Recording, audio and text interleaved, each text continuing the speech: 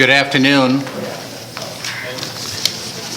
I call to order the July meeting of the Board of Regents. First item on the agenda, President Kaler will begin the meeting with several recognitions and introductions. President Kaler.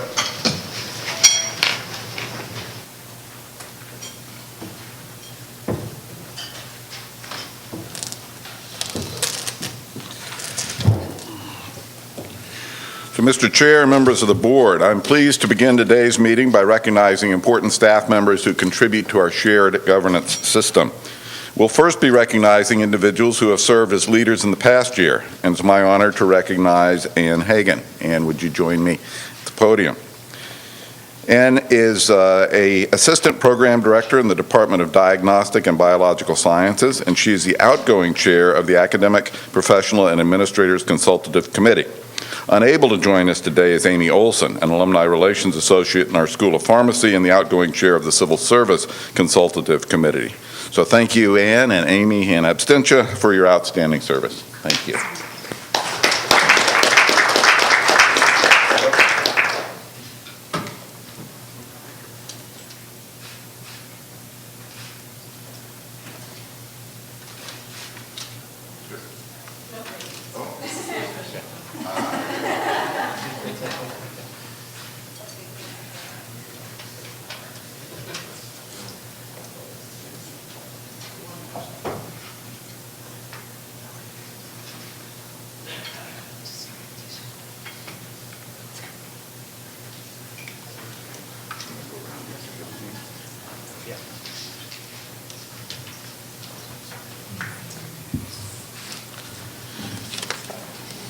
Mr. Chair and members of the board, it's now my honor to introduce to you Cynthia Murdoch and Thomas Chandral, who will be tasked with the critically important role of leading our governance committees in the upcoming year. Cynthia and Tom, will you please join me at the podium? Cynthia is a business analyst for the Enterprise System Upgrade Project and is the incoming chair of the Academic Professional and Administrators Consultative Committee. Thomas is the infrastructure analyst for media services on our Crookston campus and is the incoming chair of the Civil Service Consultative Committee. So Cynthia and Tom, congratulations. I look forward to working with you in the year ahead. Welcome.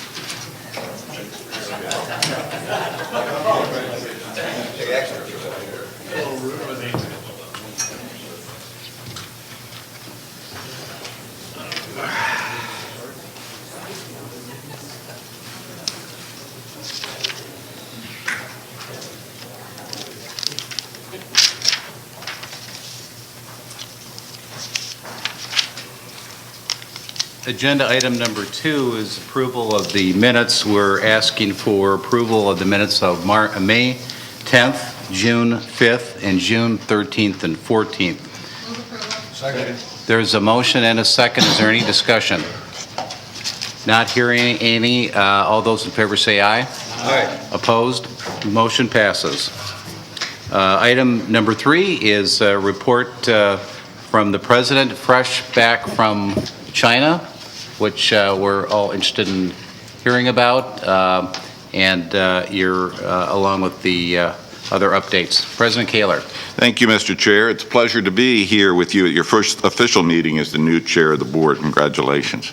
It's also a real pleasure to be back home, as you mentioned. I returned Saturday from a trip to Hong Kong, mainland China, and Taiwan, and conducted business on behalf of our university, our students, our faculty, and our research enterprise.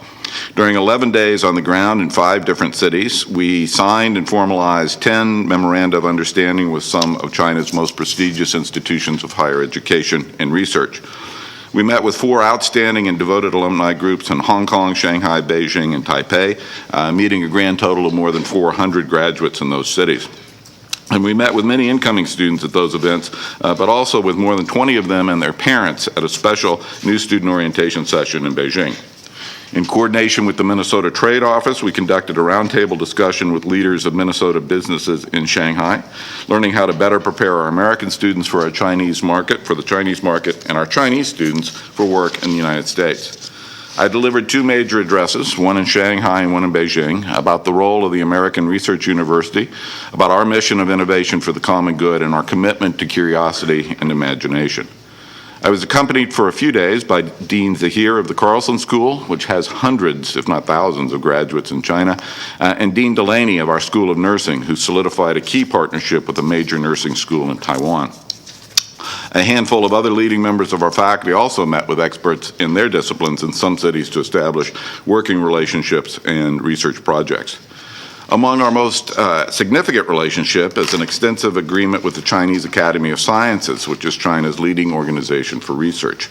Coincidentally, we personally experienced the sometimes unbearable air pollution that turns cities like Shanghai and Beijing into zones of grayness and intense humidity. As it turns out, our own mechanical engineering professor, David Puey, is a world-leading expert on air pollutant particles and the standard known as PM 2.5. Professor Puey was honored this year by the Chinese Academy of Sciences with their highest honor, the Einstein Scholar designation. And as part of a memo of understanding with CAS, we will engage in a 2-year-long series of joint workshops between our scholars and scientists to seek solutions to air pollution. That, Mr. Chair and members of the board, is a very big and important project for us and for them. Sessions already been scheduled for next May in China to work together on ways to clean China's air. In addition to those exciting research partnerships, we have thousands of alumni across the China region who are professors, business leaders, physicians, lawyers, policy experts, scientists, teachers, architects, and even engineers. They told us of how this university changed their lives, and we saw evidence of philanthropy in both Taiwan and Hong Kong that we can build upon. But let me tell you the real highlight of the trip. Imagine this, you're 6,000 miles and 13 time zones away. Your early morning flight from Shanghai to Beijing is canceled. You're delayed 5 hours, which is not uncommon. And after landing, your baggage arrives late, and you sit on a bus in Beijing's unmoving traffic for about an hour. You are, I can tell you from personal experience, somewhat annoyed. But you get off the bus and walk into a room filled with maroon and gold banners and are greeted with applause and smiles. Because there sit 24 incoming students to this university, young people with dreams and visions of studying in the United States and who've chosen to come to the University of Minnesota because of our reputation and the impact that they know we will have on them. And to make matters even better, there are posters and even a few stuffed goldies. So that gathering of incoming students, Mr. Chair, and members of the board was extremely gratifying. As much as any formal meetings with leaders, that event underscored that we are a 21st century global university, that China's best and brightest want to be our students, and that sometimes our reputation abroad is stronger than it is here, even in Minnesota. And in fact, when I was in China, the latest Shanghai Jiaotong World University rankings were released. And I'm proud to report that that assessment, which is among the most respected in the world, placed us 29th in the world amongst all universities and 9th among public universities in the United States. That's pretty remarkable. And Mr. Chair and members of the board, I know we are sometimes caught up in seemingly endless conversations about how much we spend, But we should not and must not lose track of the outcomes that we produce, which are truly remarkable. We do not need to lose sight of how strong and respected this institution is around the world and how well known we are for our teaching, our faculty, our research, and the broad and deep impact we have on this state and its people's lives.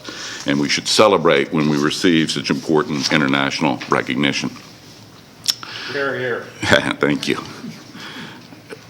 Rankings like those are deeply important to the Chinese in choosing partners, and it is important for us to be able to maintain those critical relationships. Our connection to China and the Chinese students would not be possible were it not for three young men who were pioneers a century ago. It was 1914, and Wei Wen-pan, Wing Ping-pan, and Yin Kun-kwang traveled from Shanghai to Minneapolis and became the first Chinese students to enroll at the university.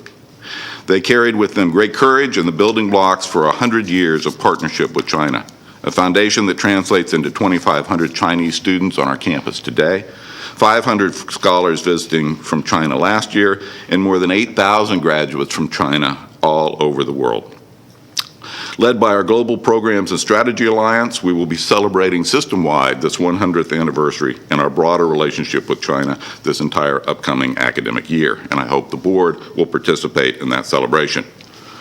Celebrating is one thing, but getting a return on our investment on such an international engagement is another, and we will aggressively follow up with our meetings and our colleagues to bring value, enhanced value to that interaction. We've established strong partnerships and relationships, and there will be more study, more research, and more internship opportunities abroad for our students. Whether it's studying in China or Turkey or Ecuador, we must ensure that our Minnesota-born students are prepared for a world that is shaped by other nations. We must prepare them for global competency, and that requires thoughtful, strategic international engagement and investment, something that I'm sure will be addressed in our upcoming work on the university's strategic plan. Before closing, I want to acknowledge the work of Dean McQuaid's Alliance Office, the China Center, and our Beijing office for preparation and execution of what was a complex and extremely busy 11 days. With that, Mr. Chair, I close my report. Thank you, President Kaler. On behalf of the board, I just want to acknowledge what an outstanding trip this was. Trips such as this is what presidents of great American universities do. And we will be reminded of the trip and talk about the outcomes as we progress through this next academic year. So thank you very much, President Kaler. Next item is a report of the chair, and before I outline my first report, I would like to take a moment and acknowledge the hard work and dedication of my predecessor, Regent Linda Cohen. Linda, you've really done an extraordinary job through these last 2 years. On behalf of the board and a grateful university, I want to give you a token of our appreciation. It's a gavel. Now, you can use the gavel at home, or you may want to keep it here and use it during meetings if I'm needing that assistance. Your leadership has really helped navigate our way through some challenging times, and they have been challenging. And so I want to thank you, and I also want to thank Regent Larson for your service as vice chair. Dave, your dedication to the university is an inspiration to all of us, and I know I'm speaking for everybody at this table and thanking you for your last 2 years of work as well. So, Linda, would you come up here and I'll give you a gavel. Let's have a hand for Linda.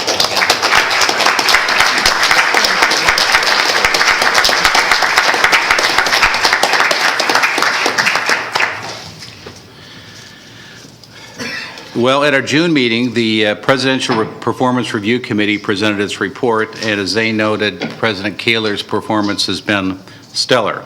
He's an outstanding and skilled leader who inspires others to strive for excellence.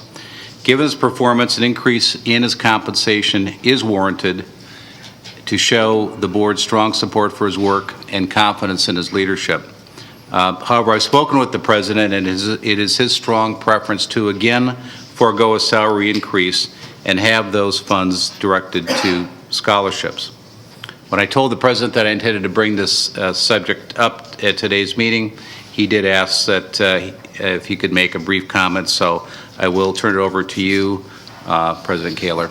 Thank you, Mr. Chair, and I do greatly appreciate the confidence in me that your review shows. And while, as anyone might, I would appreciate a salary raise, my principal concern does continue to remain access to this university for qualified students. And as you indicate, I do request that you hold my annual salary fixed and direct those funds you might propose as a raise to support scholarships for Minnesota undergraduates attending the University of Minnesota. Thank you.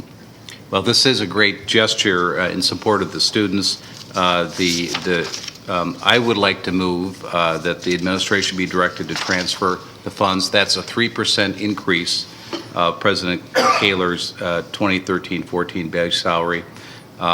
Transfer that to the General Scholarship Fund to support University of Minnesota undergraduate students this coming year. Second, is there any discussion on that motion? Regent Simmons. Thank you, Mr. Chair. I just want to comment. I think the Board of Regents made the right decision in recognizing the leadership of the President, his success, and also trying to acknowledge and keep up with the market. Having said that, I admire the President even more that he wants to invest our investment in him back in the university. Thank you. Thank you. Any other comments?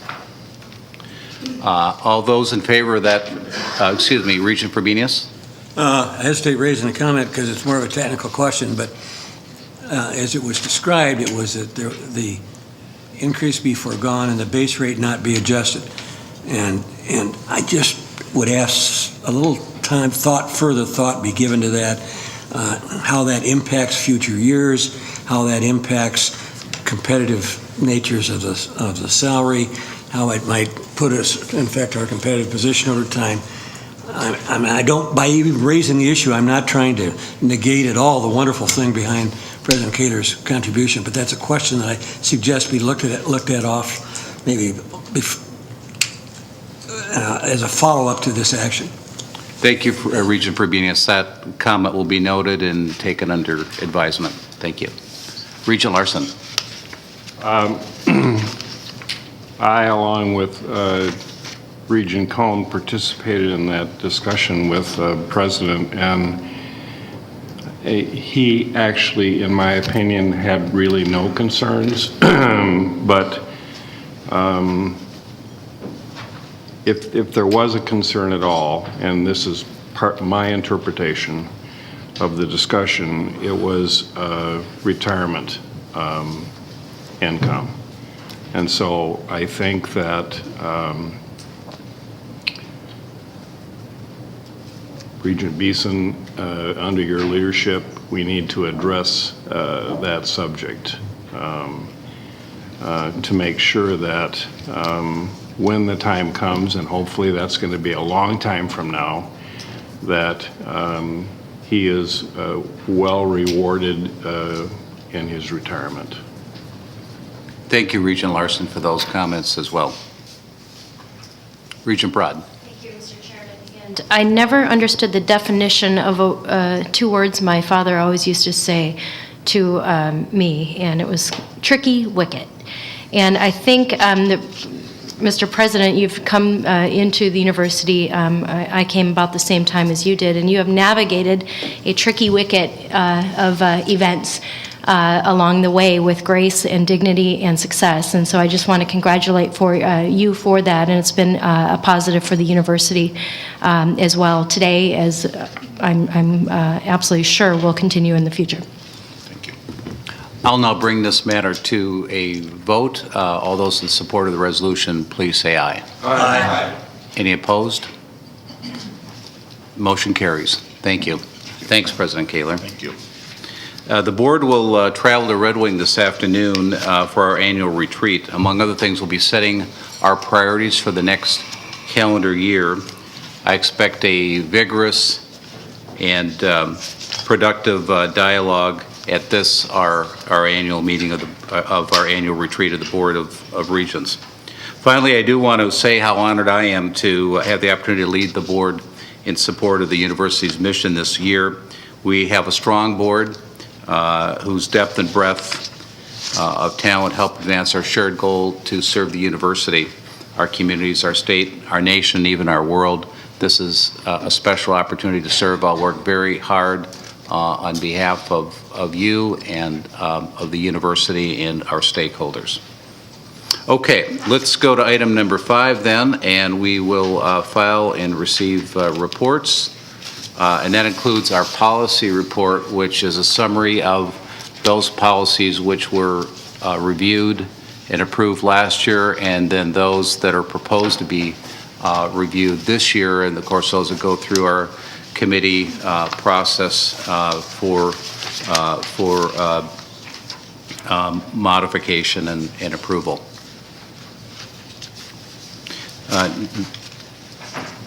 Is that a motion? We'll go to then next to the consent report, and I'll ask for a motion to approve the consent report. Second.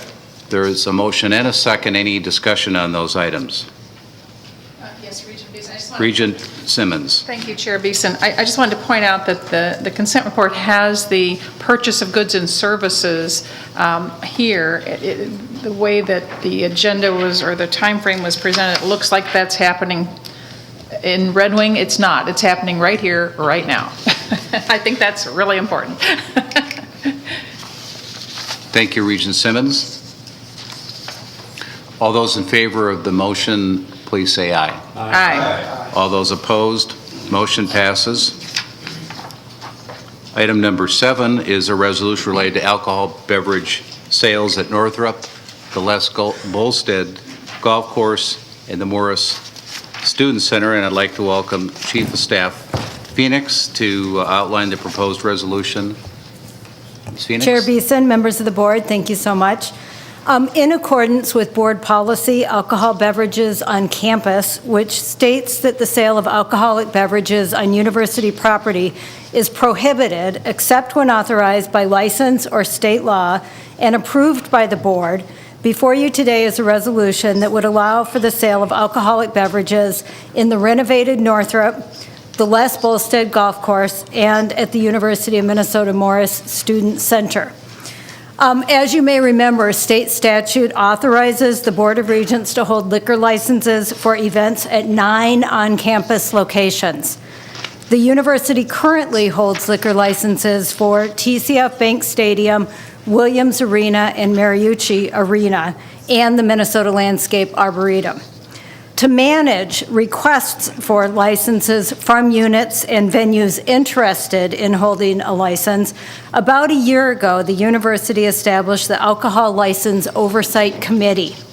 This committee, which was chaired by Leslie Bowman, Director of Contract Administration, also includes staff from the Office of Risk Management, the General Counsel, the Office of the President, and the Office of Student Affairs. The committee's charge was to develop a process for receiving and reviewing liquor license requests and to make a recommendation to the president.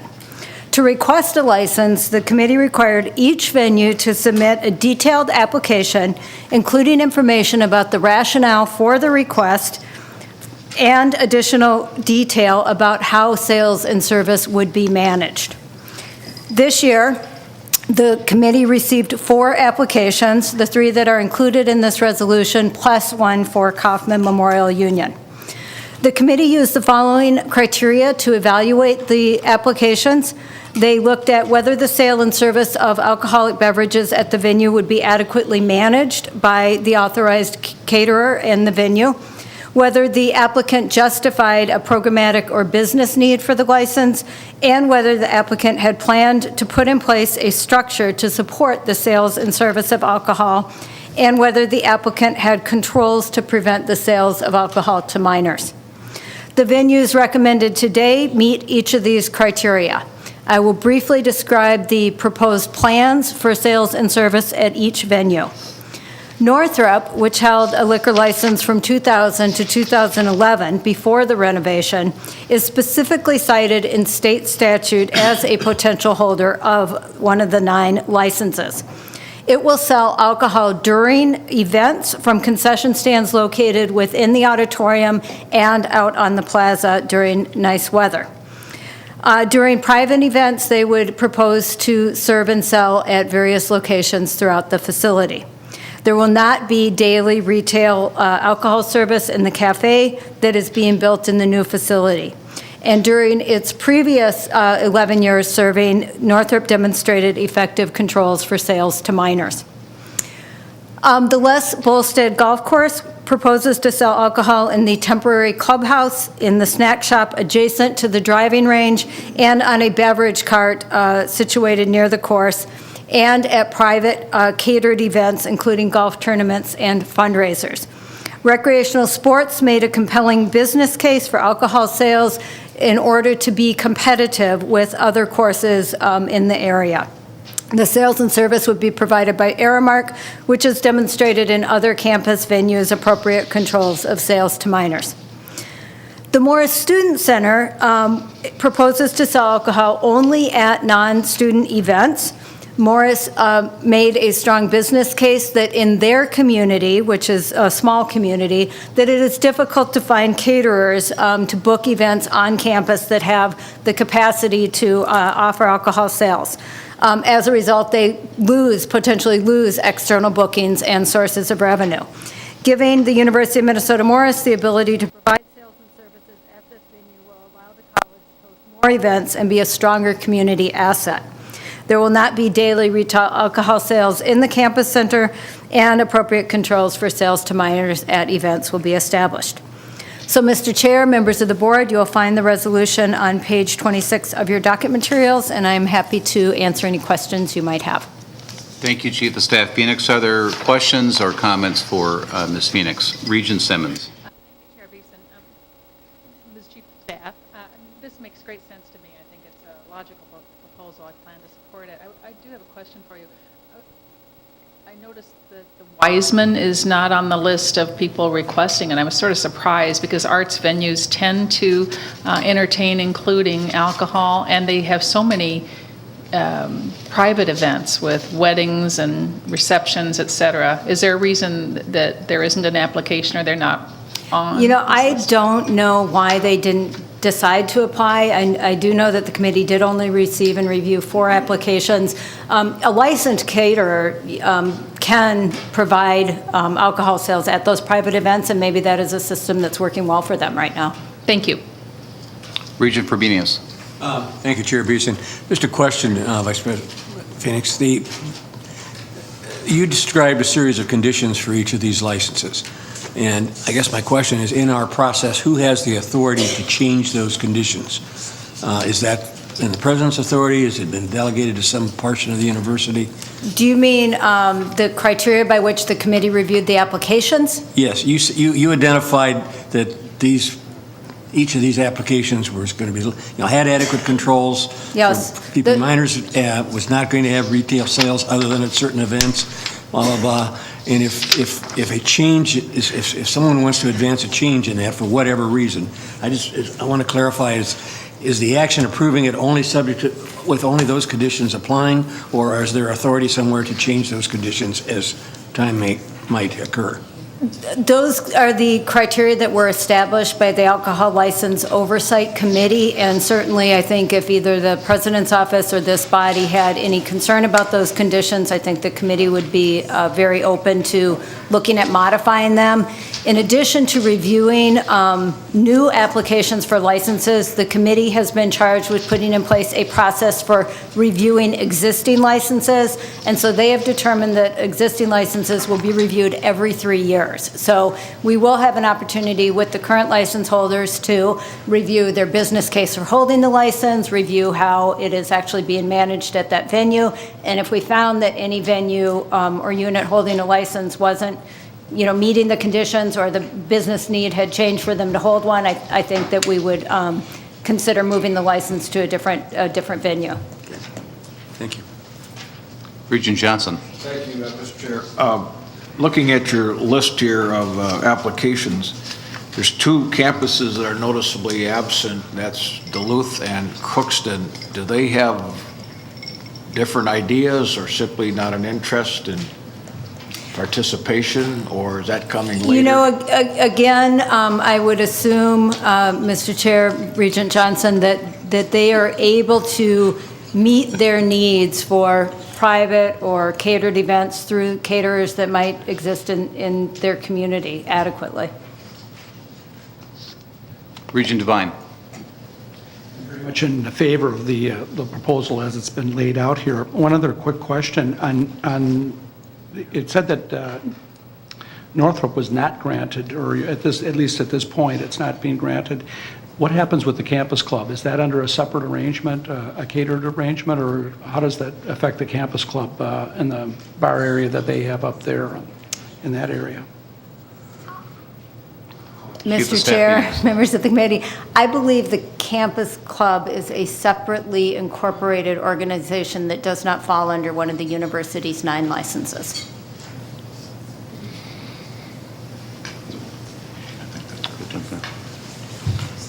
Regent Frobenius. I'm supportive of what we're doing here. There's a question that's popping up in this process that I'm a little confused about. It appears that we don't control use of alcohol.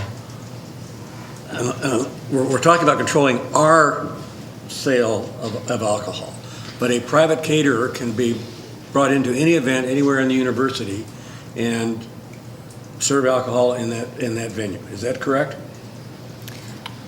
Chief of Staff. And I just want to make sure we understand that that's what our policy is. Chair Beeson, members of the committee, I believe that there is an application process even for private caterers to serve on university property, and that there is Regents policy and administrative policy that guides that. It's probably another topic, follow-up point. Probably another Regent topic. Frobenius. It'd be nice to get some summary of that, just to start, as long as it's fresh in our head to come after this meeting. Staff has agreed to that. Regent Johnson. Mr. Chair, further follow-up for Regent Frobenius, trying to understand the process. What is the relationship presently between the state of Minnesota and the University of Minnesota in the granting of liquor license? Because the law was changed, I believe, last year. That may be a question, Regent Johnson, for legal counsel. I'm not sure if Ms. Phoenix has that. Who's Mr. current on Donahue the is here. authorizing Yes. legislation? Chair Beeson, members of the committee, are you talking about the law pertaining specifically to sales and service in TCF Bank Stadium, or a broader state liquor law change? Mr. Chairman, a broader sense. I do not know the answer to that. Is there, I guess, Mr. Chairman, the simple question is, the state of Minnesota have controls or regulatory authority over the university in regard to the sales of alcohol, or are we totally a separate autonomous entity at this time? Chair, And I don't think we are, but Chair Beeson, members of the committee, the state of Minnesota approves liquor licenses for the University of Minnesota and every other place in Minnesota that sells liquor. Thank you. General Counsel Donahue, you might have some Mr. Chair, clarity on this subject. Regent Johnson, there's one statute that controls us owning liquor licenses. It is run by the Department of Public Safety. We apply to them for all of our liquor licenses, including the ones at TCF Bank and the ones you're asked to approve today. So the fact of the matter is they issue licenses to us. We have to live in accordance with those licenses. so, Mr. Chairman, Mr. Donahue, Regent Johnson. we're just like universities like Joe's Bar and Grill down the street that exists within the jurisdiction of the city of Minneapolis. Exactly. Yes. Exactly. Mr. Donahue. We are exactly that. We are a company who goes and asks for a liquor license to run our bar. Thank you, now I presenters. understand. Thank you. What I'd like to do, what I'm hearing from staff is that we'll receive additional detail as it relates to the administrative policies in connection with the privately arranged licenses with caterers and such, but in terms of the university's policy that's been proposed for amendment, I would entertain a motion to approve this. There is a motion by Regent Broad. Is there a second? Regent Devine. And all those in favor of the motion say aye. Aye. Any opposed? Motion passes. Thank you. Thank you. Next up is our discussion, and we'll welcome the provost. This will be a discussion about the in-state tuition and scholarship aid. President Kaler, I know you're going to make a few introductory comments with respect to this matter. Thank you, Chair Beeson. The information is laid out on page 28 and 29 and the resolution on page 30 and 31. This is in accord to the request made by the state legislature representing the people of Minnesota that we adjust tuition policy to be in accord with the DREAM Act, and Provost Hanson can provide the background for you. Thank you, Chair Beeson. Provost Hanson. Thank you, Chair Beeson, President Kaler, and members of the board. The University of Minnesota, like the state of Minnesota, believes that providing college opportunities for young people, especially Minnesota's own high school graduates, serves the public interest by creating a highly educated workforce to promote the cultural and economic development of the state. The state, as President Kaler indicates, passed the Prosperity Act, which is publicly referred to as the Minnesota DREAM Act, as a provision of the 2013 Omnibus Higher Education Bill, and it was signed into law May 24th of this year. The intent of the provision is to allow eligible undocumented students who graduate from Minnesota high schools after having spent at least 3 years in those high schools, to receive in-state tuition rates and to be eligible to receive scholarship funding. The U of M worked collaboratively with MnSCU and the Private College Council in support of this legislation. The Act includes a request to the Board of Regents to exercise its constitutional authority to set tuition rates and adopt a policy implementing a similar provision for eligible University of Minnesota students. The resolution before you today uses the language of the new state law as a basis for the university's in-state tuition policy so that we can participate in the Minnesota DREAM Act. The Act will serve students immediately if you pass well, it will serve other students in any case immediately. They will be eligible for in-state tuition rates as of July 1st, 2013, regardless of immigration status. The Act will not provide residency status to undocumented students. Instead, eligible students will qualify for in-state tuition.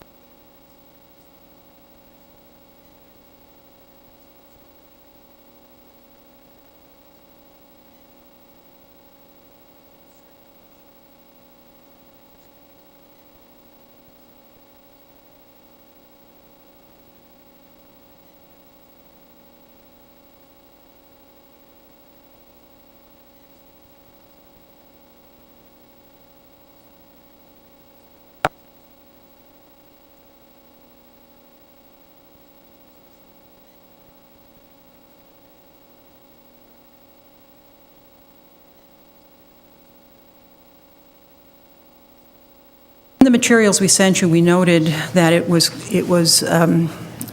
really kind of impossible to know the fiscal impact of this, but the best estimate would be that we might be foregoing about $175,000 worth of non-resident tuition.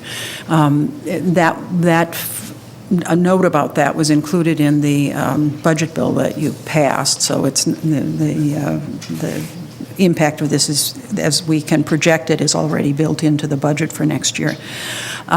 We would be committed to tracking the extent to which students avail themselves of this prospect if you pass the resolution. The resolution, as Professor Kaler, President Kaler noted, is on page 30 and 31 of the docket, and it is recommended to you by President Kaler for adoption.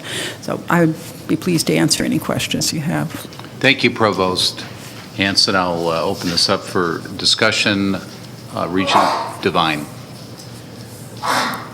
Mr. Chairman, Provost, I just wanted to comment, make a couple comments. I attended quite a few of the hearings that took place, and I know you were present at a number of those hearings, and the cost impact is relatively small. And I know that the point was made that of those students that matriculate, come through the system, and then go out and pay income taxes, the recovery is going to be, probably of college graduates, is going to be fairly significant in terms of what the investment is to actually invest in terms of these tuition grants that are going to be made, or the reduced tuition relative to in-state tuition. I was very impressed with the work that was done to provide quite a balance of people that were affected, the students and parents that attended.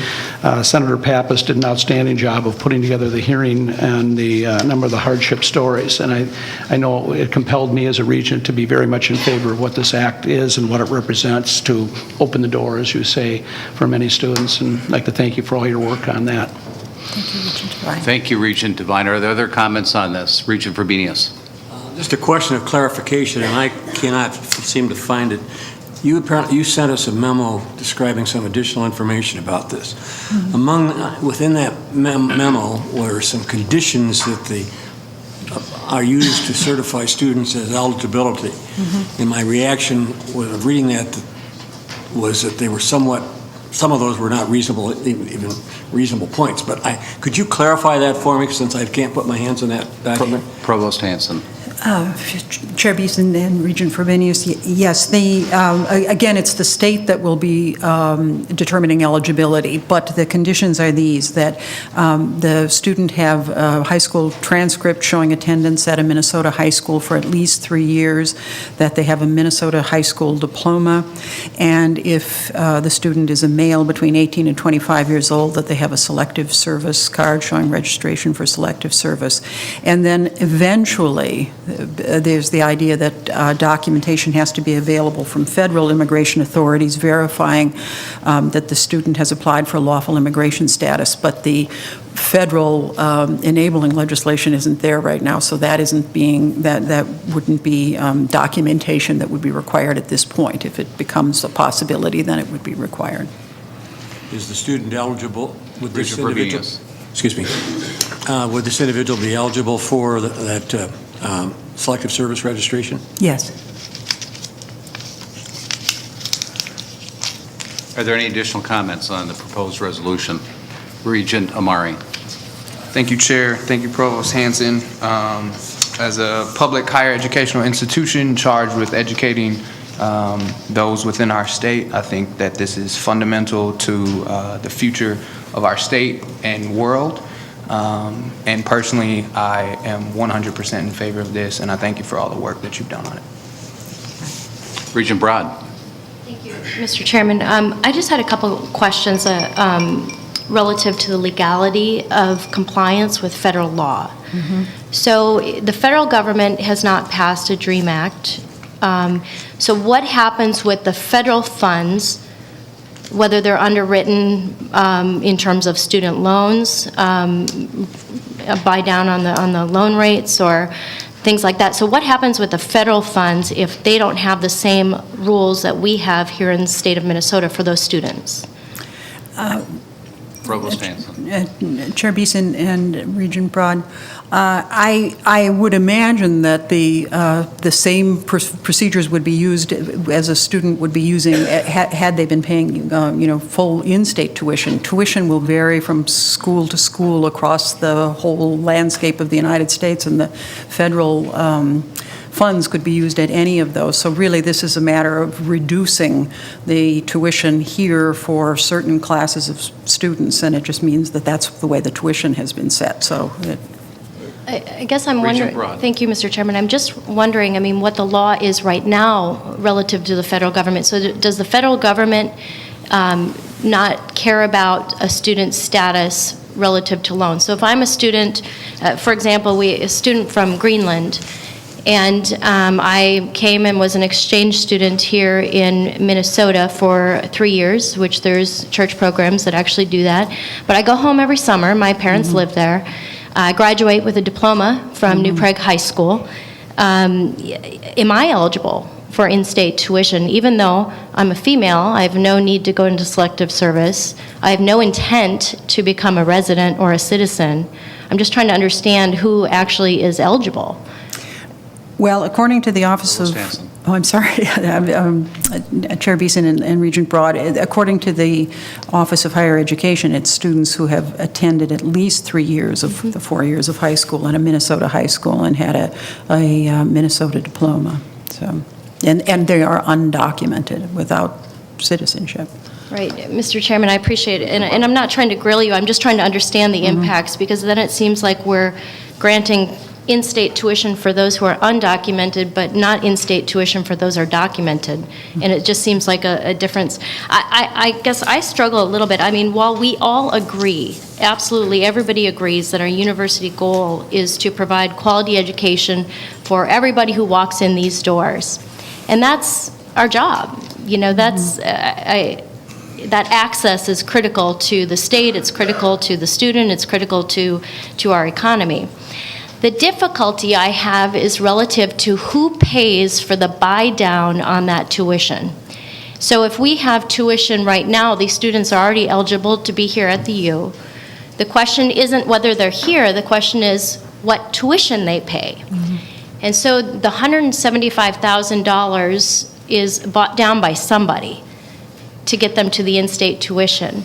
And the way I see the dollars working, and maybe there's something else out there, but the way I see the dollars working is that they're coming from general fund, which means that they're coming from state dollars and tuition dollars.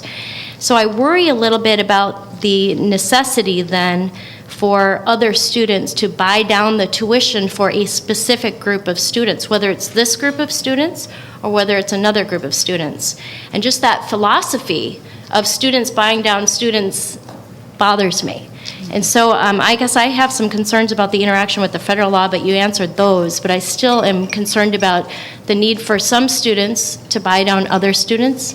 And again, it's not specific to this specific issue. Thank you. It's broader. Thank you. Regent Simmons. I want to make sure I'm understanding Regent Broad's point, because my understanding is that we have differential tuition. We already do. We are, with this proposal, we are creating this small body of students as being equivalent to in-state students who have differential tuition compared to out-of-state students, international students, et cetera. Okay. I'm going to conclude these comments in this discussion and ask for a resolution to approve this resolution, which, as the Provost mentioned, is on page 30. Is there a motion to approve this? Second. There is a motion and second. All those in favor say aye. Aye. Opposed? No. Vote no, Broad and Frobenius. Thank you. Thank you, Provost. Thank you. And next up is Vice President Herman. If you'd come to the table.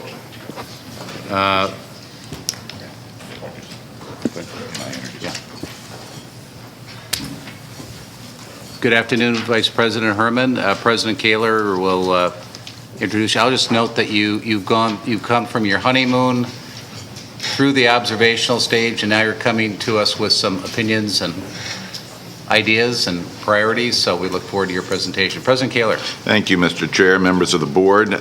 We enjoy long honeymoons in Minnesota, so we welcome Vice President Herman. As you know, he is the still relatively new Vice President for Research at the state's only comprehensive public research university. And that research mission really does define an absolutely critical element of this institution. We work on a huge variety of challenging problems, treating and curing disease, protecting the food we eat, and finding ways to more effectively teach preschool children, for example.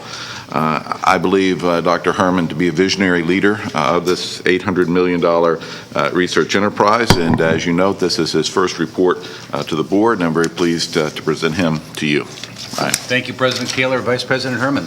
Well, Chair Beeson, Vice Chair Johnson, President Kaler, members of the board, thanks for this opportunity to meet with you and talk to you a little bit about what I've learned over the first 6 months that I've been here.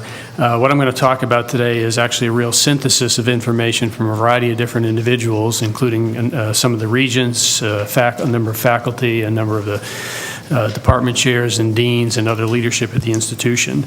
I'd like to cover sort of the state of where the University of Minnesota Research Enterprise is currently, and I've titled this talk, Achieving Success Amid Constraints, because as you'll hear as I go through the presentation, the university has had tremendous success in the past, but like many research-intensive public universities, is facing some real constraints in terms of the resources to carry on research in the future.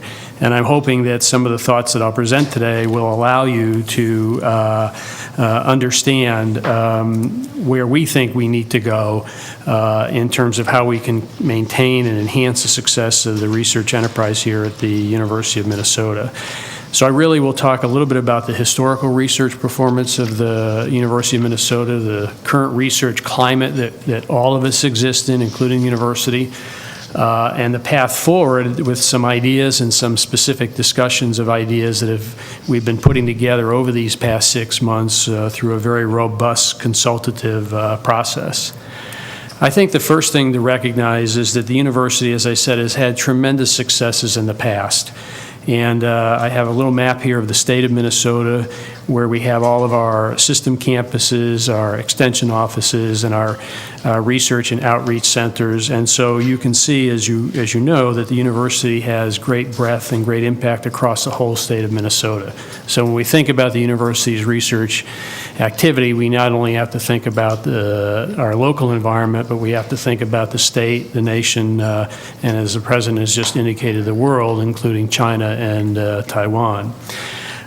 Each of these universities has some particularly interesting strengths and particularly interesting, unique activities, and I've listed those here, and I've also listed a short number, so this is a sampling. It's not a complete list by any means, but a sampling of some of the things in the Twin Cities, and I've come to learn, for example, that our chemical engineering program is ranked #1 in the nation.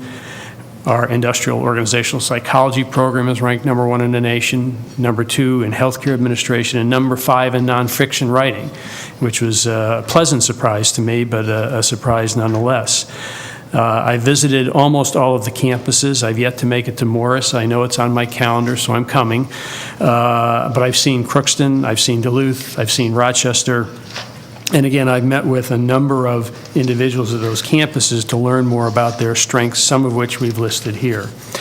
I would also say that we've also asked a number of people on campus here to help us identify the overall research strengths at the university. And I would just tell you that what has sort of filtered so far, and we're not done yet, to the top of the list is that if we ask what is the university known for, it's food security and sustainability, healthcare administration, ecology and the environment, engineering and information technology, and human rights and social justice. And the last was something that actually was, again, very gratifying to me, because that's something I think at the end of the day is very important as part of our outreach mission. So how has the university done? So in the last year, 2012, which we have complete data for, the faculty and the staff competed for about $750 million in research awards. That's down a bit from the previous year. And if you take out the ERA funding, which was kind of a special 1 or 2 year shot in the arm, we've been about flat. If you look at how we were doing in the CIC, from 2010 to 2012, we ranked 3rd behind Wisconsin and Michigan, which I'm learning are the institutions we tend to be chasing in a lot of different areas. And then the highlight, or the highest research income, came in 2011 at $872 million. Now, we don't have data yet for this current fiscal year complete, but what I've done on this chart is I've projected where I think we're going to end up in 2013 based upon the data we have to date. So this FY13, we're estimating about $665 million through June of this year. And you can see that if we take out the era funding, that puts us about where we were in 2008, certainly down from where we were in 2011. And this is very similar to what's happening in a number of other major research institutions where, because of the constraints on funding, because of increased competition that I'll talk about, many people are seeing their research performance and their 10-year award data trending either flat or going down. I have not broken out for 2013 yet the types of funding that you can see in the other years, but I do want to point out one of the things that we're really focused intently on, and that is the portion of our funding that comes from business and industry. I'm a strong believer in public-private partnerships, and that percentage of our income to our research award levels has to increase, and it's one of the activities that our office is going to be strongly engaged in. Now, one of the other aspects of the research activity here at the university is not only discovering new knowledge, but it's taking that knowledge and putting it out into society through the commercialization process. And I would say that that has been a roaring success here over the past few years at the university, and I'll take no credit for that. My predecessor and Jay Schrankler and President Kaler and the Regents are really fully responsible for that. It turns out that based upon this success, one of the legislative performance measures that we have submitted and has been adopted by the legislature is actually a increase in our invention disclosure rate by 3% for fiscal year 14 over fiscal year 13. You can see in that first line there that from 2007 at 193 disclosures to FY 2012 at 321 disclosures, we have a pretty good increase. And I think that we will certainly be able to exceed the 3% target in FY14, so I feel confident that particular legislative metric will be met. One other thing I'd like to say is that you can see that the patent filings have gone up and the number of new companies that the university has turned out has increased, and this year we were at an all-time high of 14 new startup companies coming out of the university. So in the past 2 years, the university has turned out over about 30 new startup companies, and that is a tremendous success for the investment that the university has made in this activity. So, has done very well historically, but is now confronting an environment that is very different than the past decade. So here's an assessment of the current research climate. As you know, the federal R&D spending is set to stagnate in the coming decade. The NIH budget, the National Institutes of Health budget, is scheduled to drop 7.6% in the next 5 years.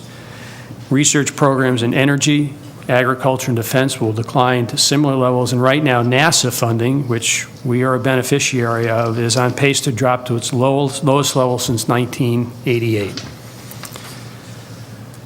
If we look at the National Institutes of Health specifically, since 2003, the federal R&D funding has been flat except for the ERA funding. The inflation index for biomedical research has increased by 36.4% over that time period, about a decade, which means we've lost about 37% of our purchasing power with a flat budget. The number of NIH R01 grants submitted has increased by 20%. The number of NIH grants funded has decreased by 27%. And if you look at the success rate today, compared to 2003, the success rate in 2003 was at 30%, and the success rate today is at 18%. That's a 40% drop in the success rate. So the funding climate is much more challenging today and potentially going forward than it has been in any time in our history of science. This is a graph that comes from an article that was a summary of a report that was published in the Washington Post that talks about the effects of sequestration on the federal research funding. And since the president just visited China, if you can see, the top line that is going up very, very rapidly is actually the investments that China is making in their research activities. If we were to continue investing our dollars here in this country as a percentage of the normal growth of our GDP, you can see that red line indicates there'd be substantial increased investment going forward.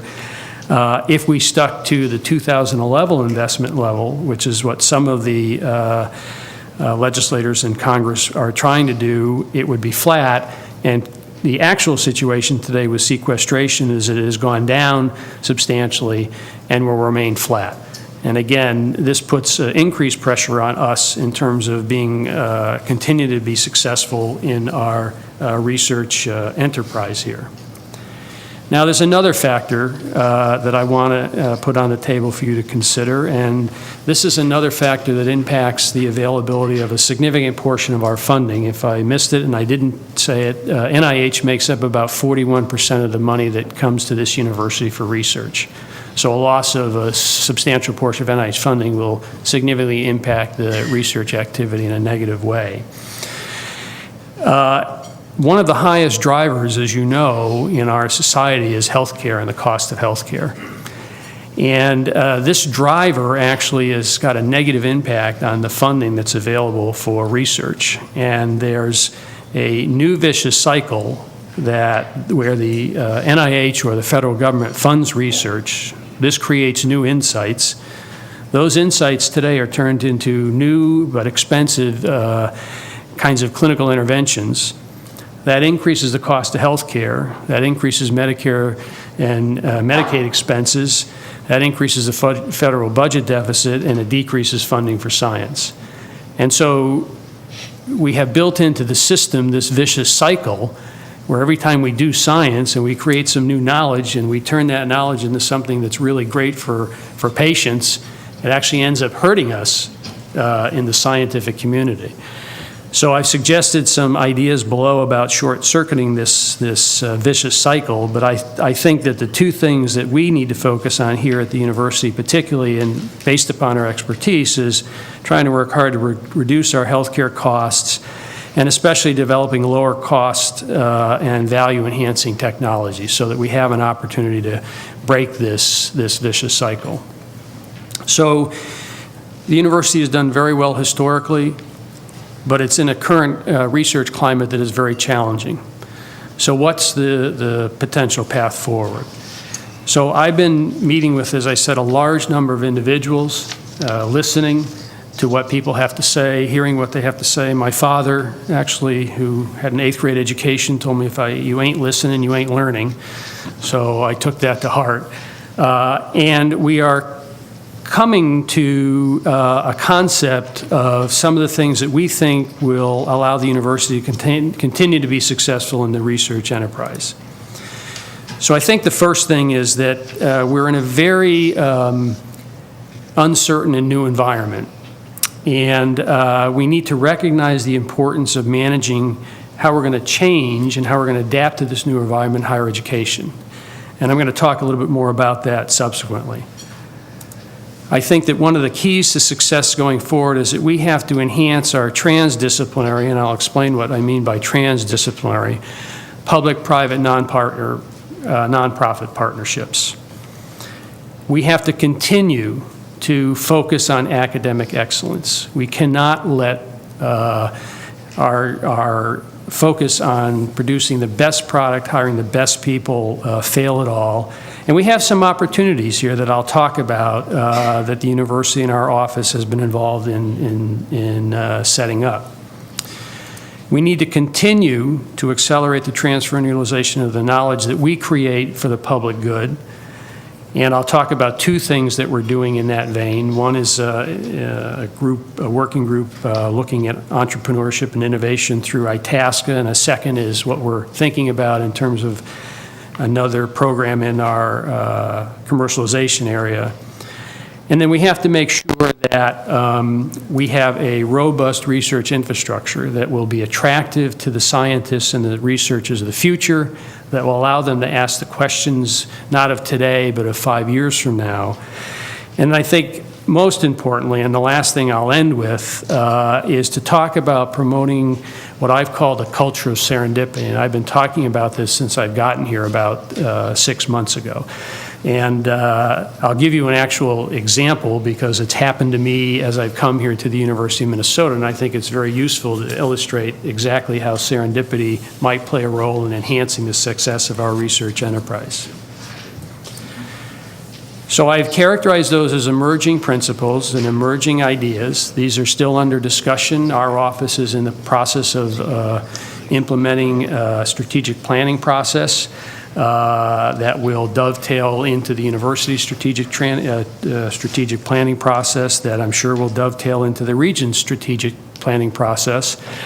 So these are things open for discussion, but these are kind of consensus ideas that have come forward.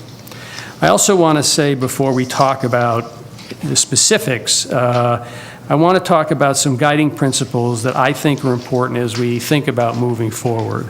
And so I've created a short list here to manage these emerging priorities, which will be overarching in terms of the impact that we have going forward. So the first thing is to produce excellence. The President has spoken repeatedly about access and excellence as his vision and his mission for the institution, and I wholeheartedly agree that if you're not doing something excellent or outstanding, there's no sense in doing it anymore in this day and age. So we have to make sure that excellence is at the top of the list. We have to lead and not follow. We are in an environment where the success rate now for grants is in the single digit. We have to be the leaders in the knowledge we create. We have to be those that transform what our research engine provides. I think we also have to move from what we've termed interdisciplinary or disciplinary or multidisciplinary into a transdisciplinary research environment. And I'll talk a little bit more what I mean about transdisciplinary, but it really in short sense means the creation of new disciplines out of the merger of current disciplines that create added value and added capabilities. I think that when I came here, and I tell this to everyone I see, I came here because largely when I read the vision and the mission statement of the university, to me it says that the university will use its intellectual and physical infrastructure for societal good. And I believe that what we do as a university, whether it's educate students, whether it's create new knowledge, whether it's our art outreach, needs to have a practical impact in our society. And I've had the opportunity in my life to travel around the world many times, meeting many interesting people in my line of work. But I've also seen a lot of what the world is like. And we have a number of critical global challenges, whether it's energy, food, healthcare, poverty, public health. And we ought to be using the resources of our institution to address some of these really critical global challenges, leading new interventions in these areas, not just following the pack. I also think it's very important that whatever we do, we need to be able to be real and be able to measure, and be able to show that we've actually gotten a return on the investment. So those are some guiding principles that we'll use as we go forward to manage some of the programs that I'm going to talk to you about now. So I talked about this being a very new environment that we're in, a very uncertain environment. And it's an environment that's going to require some change in how we conduct a business in higher education. And I'm going to focus more on the research piece of this, but I think the same goes for the education mission, the outreach mission, and other missions of the institution. So if you look at managing change in higher education, it turns out that it takes about 10 to 15 years to really affect change in an organization, especially a higher education organization. And that's tough when the administration of the organization has an average lifespan of 5 to 7 years. We're obviously hoping that current president's is longer than that, but that's the average lifespan. So as leadership changes on that kind of time scale, it's about half the time that it takes to really impact and affect change. So that's one of the challenges in higher education. The culture of higher education is also a challenge in that it rewards individual accomplishments and it reinforces individual behavior. And I want to borrow something that Regent Simmons told me when I met with her about the culture of the whole versus the culture of the individual. Our research at all institutions has really focused on the culture of the individual rather than the culture of the whole. And we need to change that so that people see working together as a positive thing, creating synergies and contributing synergistic knowledge is the way to success in the future. We're a very large institution, so there's a lot of people who have lots of good ideas here. And there's a lot of competition amongst those ideas moving up in the pecking order. And that often can lead to paralysis at the institutional level because everything sounds wonderful and you want to support everybody and you want to help everybody, but at the end of the day, you dilute your revenues, you dilute your resources, and you may dilute the actual outcome and return on investment that you get. Faculty and staff, by their training, and by the structures that we currently have at institutions of higher public education, have a fairly narrow focus. And a lot of people just aren't aware of what goes on at this institution. I've been here 6 months. I've been trying to figure out who's doing what here. And I got to tell you, it's an interesting opportunity, but it is a monumental task to try to figure out what goes on comprehensively at this institution. It's just based upon the size. And that we have a large number of stakeholders and we have multiple initiatives and they're constantly being introduced and that kind of destroys the capacity to implement meaningful change. So I would suggest, based upon the literature, that what we need to do as leaders of the institution is to agree on a small number of priorities that are aligned with our institutional mission, our regional needs, and the collective shared interests of our internal stakeholders, and we need to create synergy and partnerships between those different groups. Let me talk for a minute about transdisciplinary partnerships, and I have a diagram here to try to illustrate what I mean by transdisciplinary. So we have been in this research arena talking about multidisciplinary for many, many years, where we have multiple disciplines that operate simultaneously. We've moved to interdisciplinary and collaborative, which occupies the space between the disciplines and hopefully gets the disciplines to interact with each other. But I think now we need to move to what we've termed transdisciplinary, where we leverage existing concepts and approaches from multiple disciplines to derive new concepts and new ways of understanding. Now, implicit in this transdisciplinary approach is that this is going to drive the emergence of new disciplines. And let me give you a tangible example of this. I'll talk about MnDrive in a minute, but as you know, the MnDrive initiative provided funding for 4 targeted areas that met high alignment with the Minnesota economy: robotics, the brain, food, and the environment. So I happened to be visiting Medtronic a few weeks ago, meeting with some of their senior research leadership, and I was telling them, hey, you know, we got this MnDrive, it's been approved by the Senate, we've got these resources, and I said, you know, you're interested in neuromodulation, so we've got money to invest in recruiting faculty to study brain and neuromodulation, and they said, you know, that's not enough for us anymore. We want the robotics to marry with our neuromodulation because we think we can get better placement of the electrode specifically using robotics than I can using a neurosurgeon today. And then they said on top of that, besides the robotics and the neuromodulation, I need informatics. And I need informatics because I'm going to look at 80,000 patients over time, and I'm going to figure out where we need to put those electrodes to cure and to most effectively stimulate neuromodulation. So while we've been thinking about these individual areas, our corporate partners, at least in this case, have been thinking about how we can combine some of these areas together. And that's what I mean by transdisciplinary.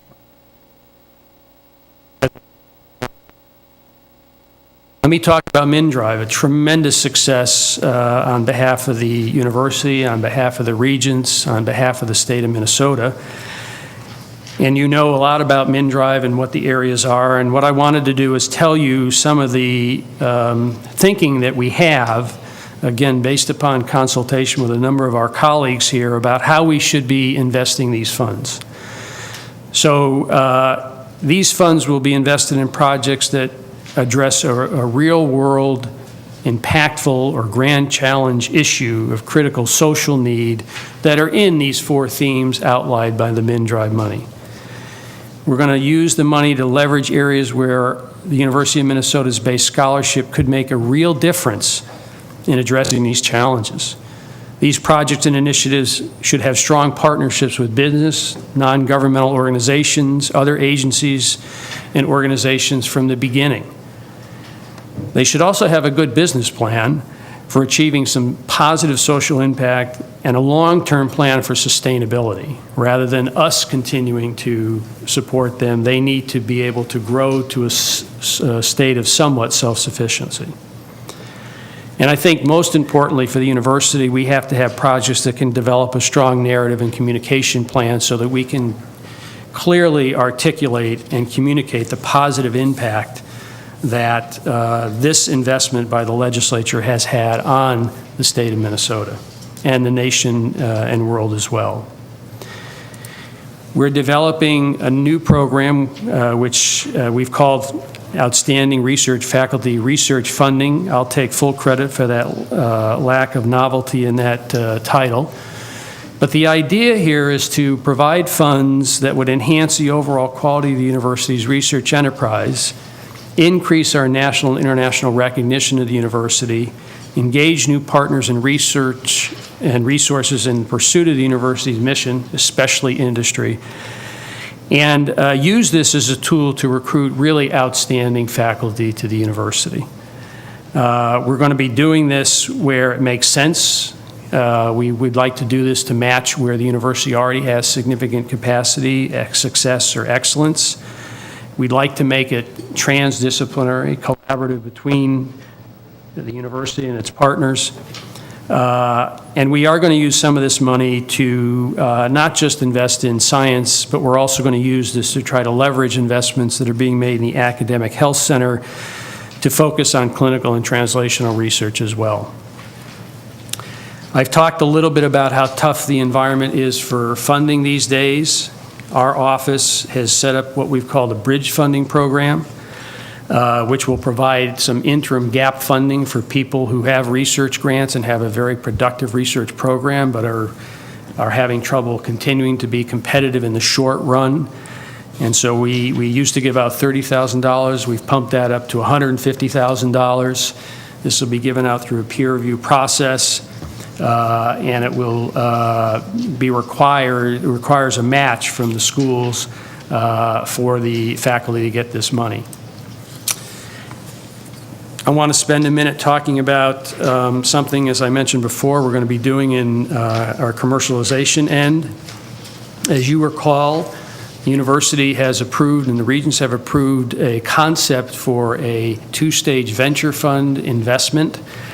And I've had a chance to take a look at that proposal and that program. And I must admit to you that I just don't think that's the right investment for the university to make in that fashion. I think there's still a very significant need for investment to support early stage companies, but I think we can come up with a better and different kind of mechanism. And what we're planning to do is to establish an independent investment committee of what I would say is wealthy individuals from our community or our alumni base who are experts in this area of making investments, ask them to make judgments on the investment and ask them to invest with the university in these companies. And that way we have the ability to actually have people who know what they're doing make the decisions on whether the investment's a good idea or not. They have some skin in the game. We'd become a sidecar investor. We would still benefit from it. And at the end of the day, we create new companies and value for the community.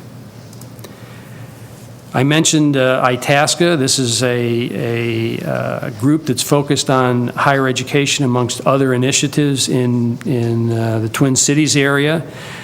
And President Kaler and Dale Wallstrom from Life Science Alley chaired a subcommittee looking at the ecosystem of research and innovation in Minnesota.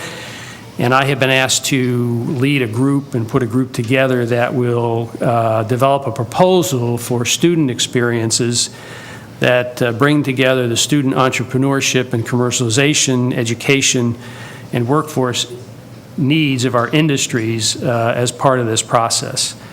And we've already identified outcomes that we want. We want to know what we have, what we don't have, and what we can do to make what we have even better. I also think that our office already has an Office of Business Relations, and I've been spending a lot of time getting out to industry.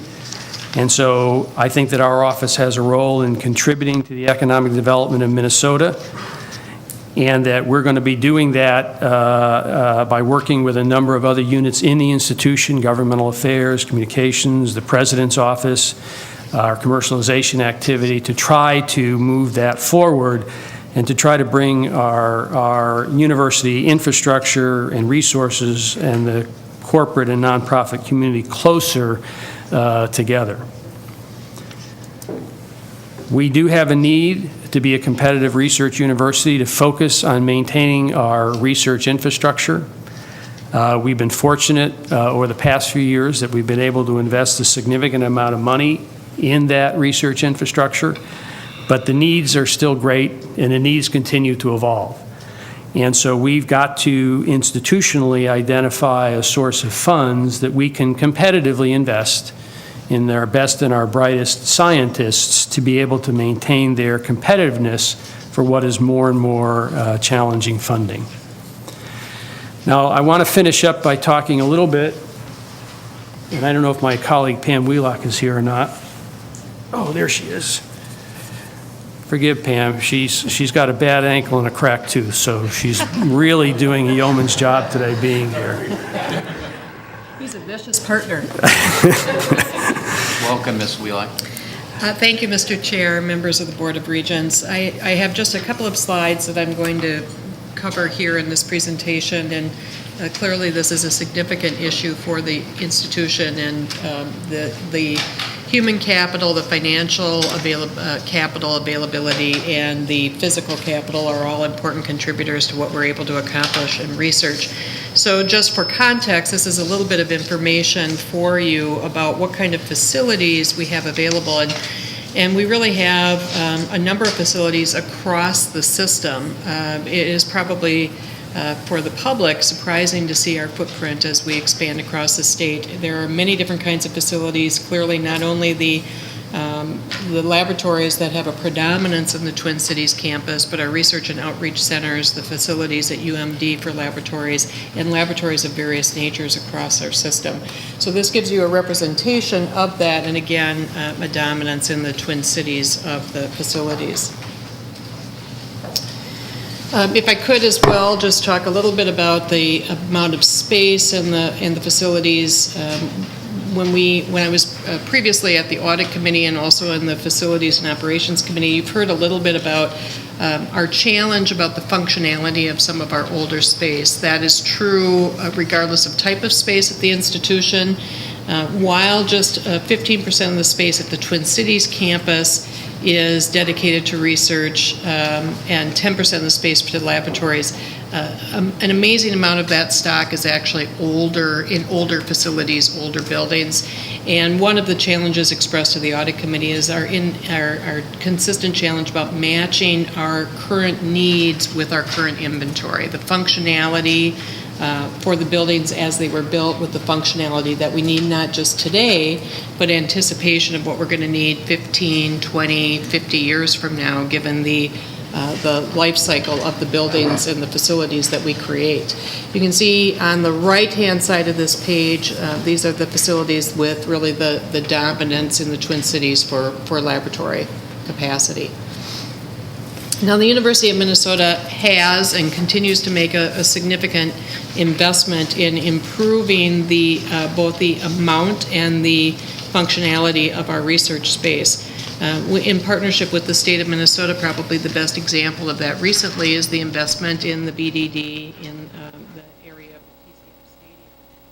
We also invest a significant portion of our PEEPR funds, we have PEEPR funds, in improving our structure as well, and have made a significant investment in laboratory facilities, and those are also projects that are very high up on the list of future HEPA projects, including an investment in Tate Laboratories in the Tate building, and also in mechanical engineering. Those will be 2 upcoming projects. We've recently approved a 6-year capital plan that also indicates an expressed desire to continue to make investments in improving our physical assets for laboratory purposes. Both in 2014 and 2016, we have allocated funding for new laboratory facilities and renovated facilities at the St. Paul campus.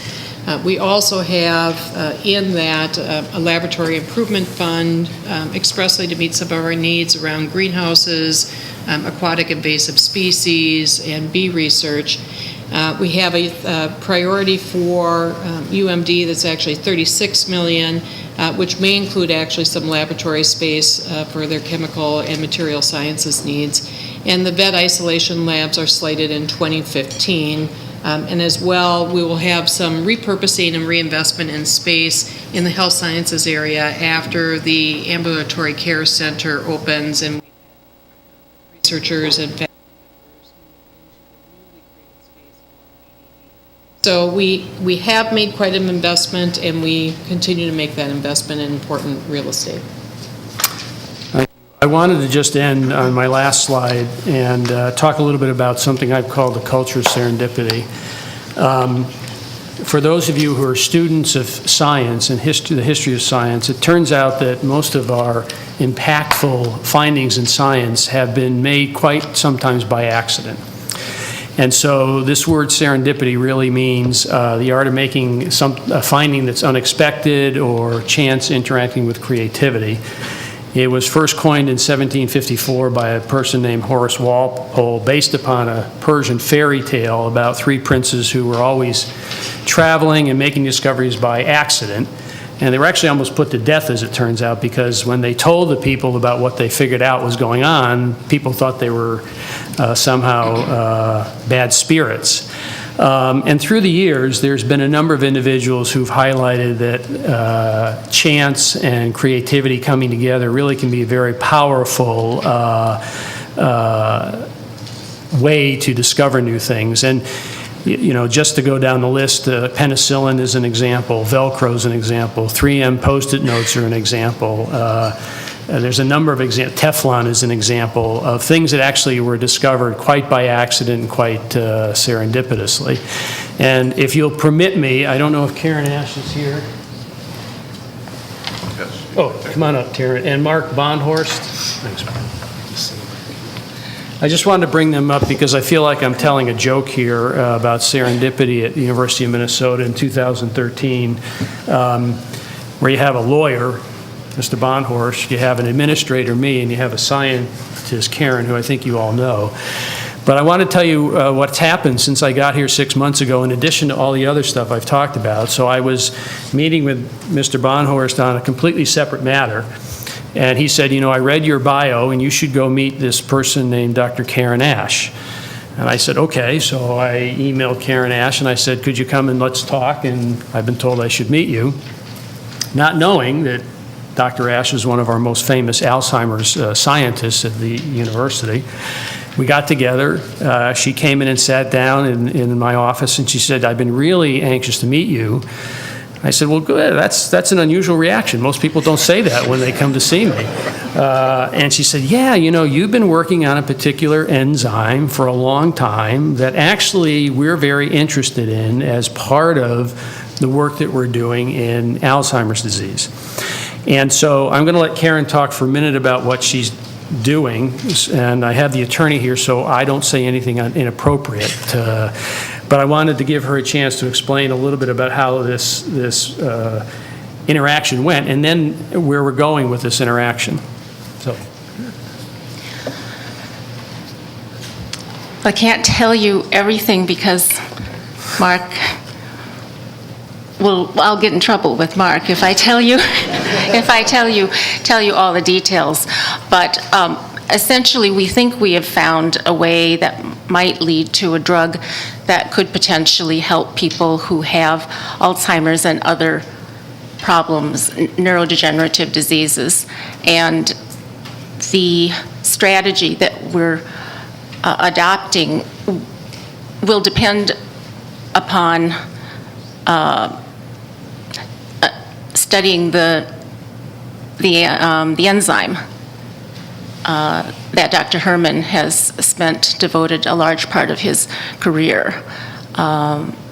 And so we've invited Dr. Herman to come and talk to us about what he knows about the enzyme at our lab meetings. He came a month ago expecting to talk for an hour and be able to impart all of his, the salient findings from his lab, but he only got through half of it because we were asking so many questions. So he's coming again tomorrow to finish that presentation. From my perspective, having him come to talk to us was not only an opportunity to hear, to learn more about what he had done. Some of what he told us was not yet published, but also for me to get a sense of what kind of scientist he is. Because in addition to serendipity, I think something else that is essential for success is selectivity. And I wanted to see whether, I was suspicious because he had come here giving up a scientific career to become an administrator, so I wasn't sure whether he really, I wasn't sure what. So. You don't need to say anything more. All right. I thought this was going to be a positive thing. Well, it was, because what we all found, and unsolicited I got unsolicited praise of his presentation because of the care. It's really thoughtful. He doesn't leap to conclusions. Every conclusion was qualified, and that's extremely important to me before I decide whether I want to engage in a collaboration. So I wanted to just inform you that you have really got a superb vice president for research, and I'm hoping that we can get part of his time to work on science. Thank you, Dr. Ash. Thank you. I'm going to conclude this. I know you probably had some wrap-up comments, Dr. Herman. I thought she did a great job. Well, thank you for all the presenters, and in fear of Regent Cohen taking the gavel back and losing control of the schedule this afternoon, we will need to conclude this. This does, though, set up for our own planning discussions coming up.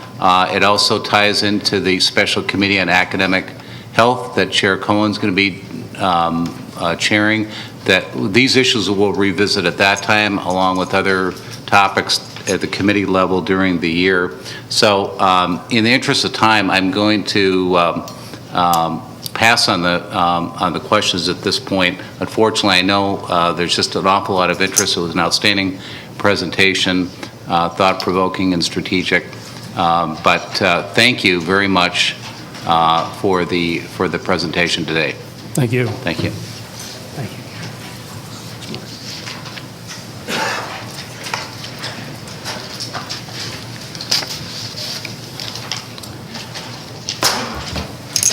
Next item up is the Intercollegiate Athletics Report, the Twin City Campus, Norwood Teague. And I'll point out that both Vice President Herman and Athletic Director Teague were both invited to Wilmer. I've never been to Wilmer, never been invited to Wilmer. I'll make the commitment to get to Wilmer some point in the next 2 years. We're setting up here, and I will turn this over to the President for his comments to start this presentation.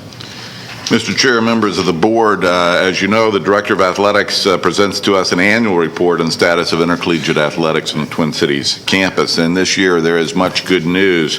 National champions in wrestling with Tony Nelson, and of course our remarkable and undefeated women's hockey team. I won't steal very much of the good news, but a particular pride point for me is that we had 299 student athletes named to academic all Big Ten teams. That's a remarkable fraction and a very good bit of news. As you know, we have hired a lot of people at the University of Minnesota, and you've seen many of them at the podium today, but perhaps none have been more visible than Norwood Teague. He has been pretty much everywhere there is to go, including a 16-stop Chalk Talk road trip. He is almost as ubiquitous as Goldie, and I'm delighted to have him here today. Importantly, he will present for the first time the results of a recently completed facilities assessment plan, and that's a critical project, and it is one of the first things I asked Norwood to take on when he started a year ago. And we'll talk about facilities and recognizing that those are not an end unto themselves, but in fact a strategic investment to enhance the student-athlete experience, enhance the fan experience, and advance a vision for a vibrant, equitable, and successful athletic program. So Director Teague, you brought great enthusiasm to go for athletics, and I'm looking forward to your comments. Thank you, Dr. Kaler, and thank you, Chairman Beeson. And thank you for having me here today, Board of Regents. It's an exciting time for Go for Athletics, and thank you for allowing me to update you on where we are and where we are going. My report today will feature 4 segments. First, our academic successes over the past year, which we're very excited about. Also, our athletic successes over the past year. Thirdly, our budget, which is always of concern. And finally, I will present our facility needs assessment and plan update. I've been here for a year, and I know this state demands excellence, and as an athletic department, your athletic department, we need to provide that, and we need to provide it for the state. So let me share with you the vision of our department briefly here before I proceed. Well, technological problems. Bear with me. There we go. All right. Vision for Go for Athletics, a continued tradition of excellence for Minnesota. As I mentioned, we need to be excellent for the state and for the university. Part of what we want to do, and I'll mention a couple of elements here, is to be student-athlete centered in everything that we do every day. We got to make our student-athletes the center of our decisions. Their best interests are always at heart when we make decisions about our future and daily decisions. We want to passionately serve our fans, alumni, and citizens of Minnesota. We want to be customer-driven for all these constituencies. It's our responsibility to be proactive in everything we do for this group or these groups. We want to drive innovation and embrace bold ideas within our department. And we also want to know that we're a department that will acknowledge that a lot of ideas come from the university and every corner of the state of Minnesota. And lastly, we want to establish a culture of teamwork within our department, create a culture of mutual respect and fun. Key facts about Go for Athletics, which I know many of you know, but let me give you just 3 quick ones. We have 25 programs. That's 4th in the Big Ten. Ohio State leads the league with 36 programs. We have 25. Secondly, we have 767 student athletes. That's also 4th in the Big Ten, and they are great, great young people. We have an $84 million budget, and that's in the middle or the lower third of the league. Ohio State leads the league with a $142 million budget. Michigan 128, Penn State 108, and Wisconsin has a budget of 101. Our academic progress that Dr. Kaler mentioned some of those points that we're very excited about that we accomplished over the past year that I want to share with you now. Our graduation rates are the highest they've ever been. Secondly, our current academic progress rates are increasing. In fact, 22 of our 25 current programs had increases in their APR rates. Just so you know, I think many of you know what APR is. It's the measurement by the NCAA of how you retain and keep your student athletes eligible each semester. So we're very pleased on how we're progressing there. This is one of our best stats. 25 of 25 programs had an average spring GPA this past spring of over a 3.0 GPA. And I really have to credit a group here very quickly. Lynn Halloran, who runs our academic area, has done an outstanding job, and all of her academic advisors. Our coaches did a great job. They hold our kids to a high level or a high standards as it relates to academics, because it has to be generated by them. And lastly, I want to congratulate our student athletes for doing a great job in the classroom. Very proud of them there. Norwood, I want to congratulate Regent Larson. you on that. I want to congratulate you and your entire team on that. That's tremendous. Keep her going. Thank you. Lastly, we had the second most academic all Big Ten student athletes in 13. Ohio State led, but we're going to do our best to catch up as we were runner-up, but we're proud about that.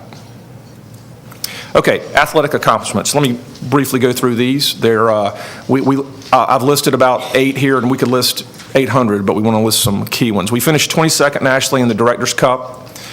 16 of our teams reached NCAA tournament play. Of course, women's ice hockey wins a second national championship under Brad Frost, just an amazing group. Football made its first bowl appearance since '09 at the Meineke Car Care Bowl in Houston, played on national TV, was the sole game on Friday, December 30th, and did a great job. Amanda Kessel, National Player of the Year in women's hockey, and she was recently named, just last week, the Big Ten Female Athlete of the Year. Tony Nelson, a native of Cambridge, Minnesota, heavyweight national champion in wrestling for the second straight year. I could list a lot more, like women's gymnastics, finished 8th in the country under Meg Stevenson, who was named National Coach of the Year as well. I went to UCLA to see them participate, and I'll tell you what, it would have made all of you very proud to see how great our women were. Budget update. Let me briefly go through this. Fiscal year 14, as I mentioned earlier, our projected revenues are $84.5 million. It's a bit of an increase, primarily because of we're forecasting an increase in fundraising, increased ticket sales, some increase in Big Ten revenue that will help us progress there.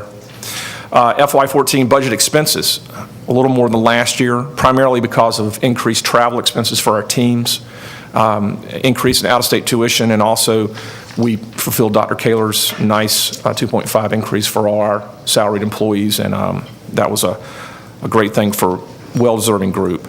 Lastly, myself and Fitz will be, in the next couple of months, be reviewing and studying our financial model, and even in more detail. I've been here a year, and it's really time for me to dig down even deeper on where we are and where we're going to go financially. I feel like we have a great handle on it, but you can never dig deep enough on where you are and where you're going financially in the future. Okay, the fourth part, which is our athletic needs assessment and facility update and plan. We partnered last fall with Populous, a stadium design firm or a global design firm, to help us with this project. And Populous, as many of you know, helped or did design TCF Bank Stadium.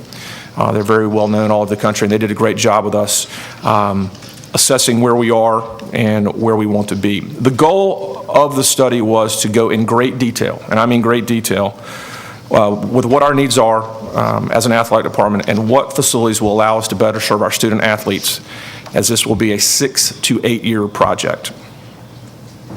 The vision for this facility plan: first of all, improve our student athlete experience. They're the heart of what we do. Next bullet, change the future of Gopher athletics.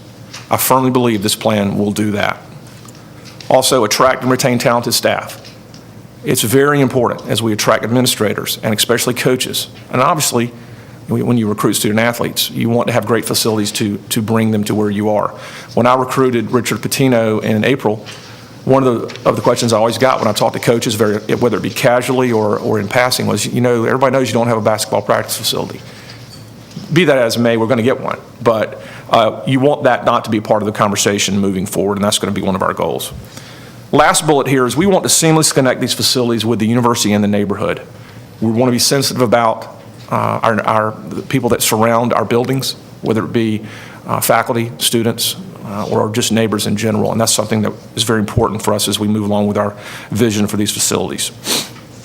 The assessment process, let me briefly talk about this. It's been a very detailed process, as I said, since last fall. We've been involved in a lot of data gathering. We have done facility tours at other institutions. We had user groups, whether it be student-athlete focus groups, faculty focus groups, coach focus groups, and whatnot. And through all this, we were really able to identify our needs and begin to prioritize. All right. Conceptual programming and design. We looked at multiple site options and how they would fit into the greater university and the neighborhood, and all the time looking to ensure that we kept a center hub for our student athletes. And I emphasize a center hub, which I'll talk about here momentarily. We had phasing diagrams. We have a limited footprint, so we had to try and meet all these needs within existing space. And as we did this, we wanted to have minimal impact on our teams and our kids. In other words, as you begin to build, you don't want to inhibit your student athletes from practicing because you're constructing something and getting in the way of maybe a year or two, and we have taken that into deep consideration. And lastly, honestly, is cost estimating. We want to be aware of cost, both now and moving forward. In fact, there were probably some elements that we could have put in to the beginning of this update and plan that we backed off on because we just know that it's not always, resources are not always available, but we do feel good about that. This next slide, I just want to lay out to you, as a part of the university, our plan is centered around these guiding principles that the university has put down in the past, and we felt like these were the most relevant to us, and we kept those always off to our side as we thought about what we're doing here. And I'll let you just read through those on your own, but these principles are important. We're part of a greater university, and as we think about facilities, we want them to fit into what we're doing and how we're doing it. Okay, assessment very quickly. Current realities. Overcrowding indoor facilities is an issue here at the University of Minnesota. We have an indoor facility that's primarily was built for football. As you know, we had a very long winter. We had, at times, 5 to 6 teams packed into that facility at once.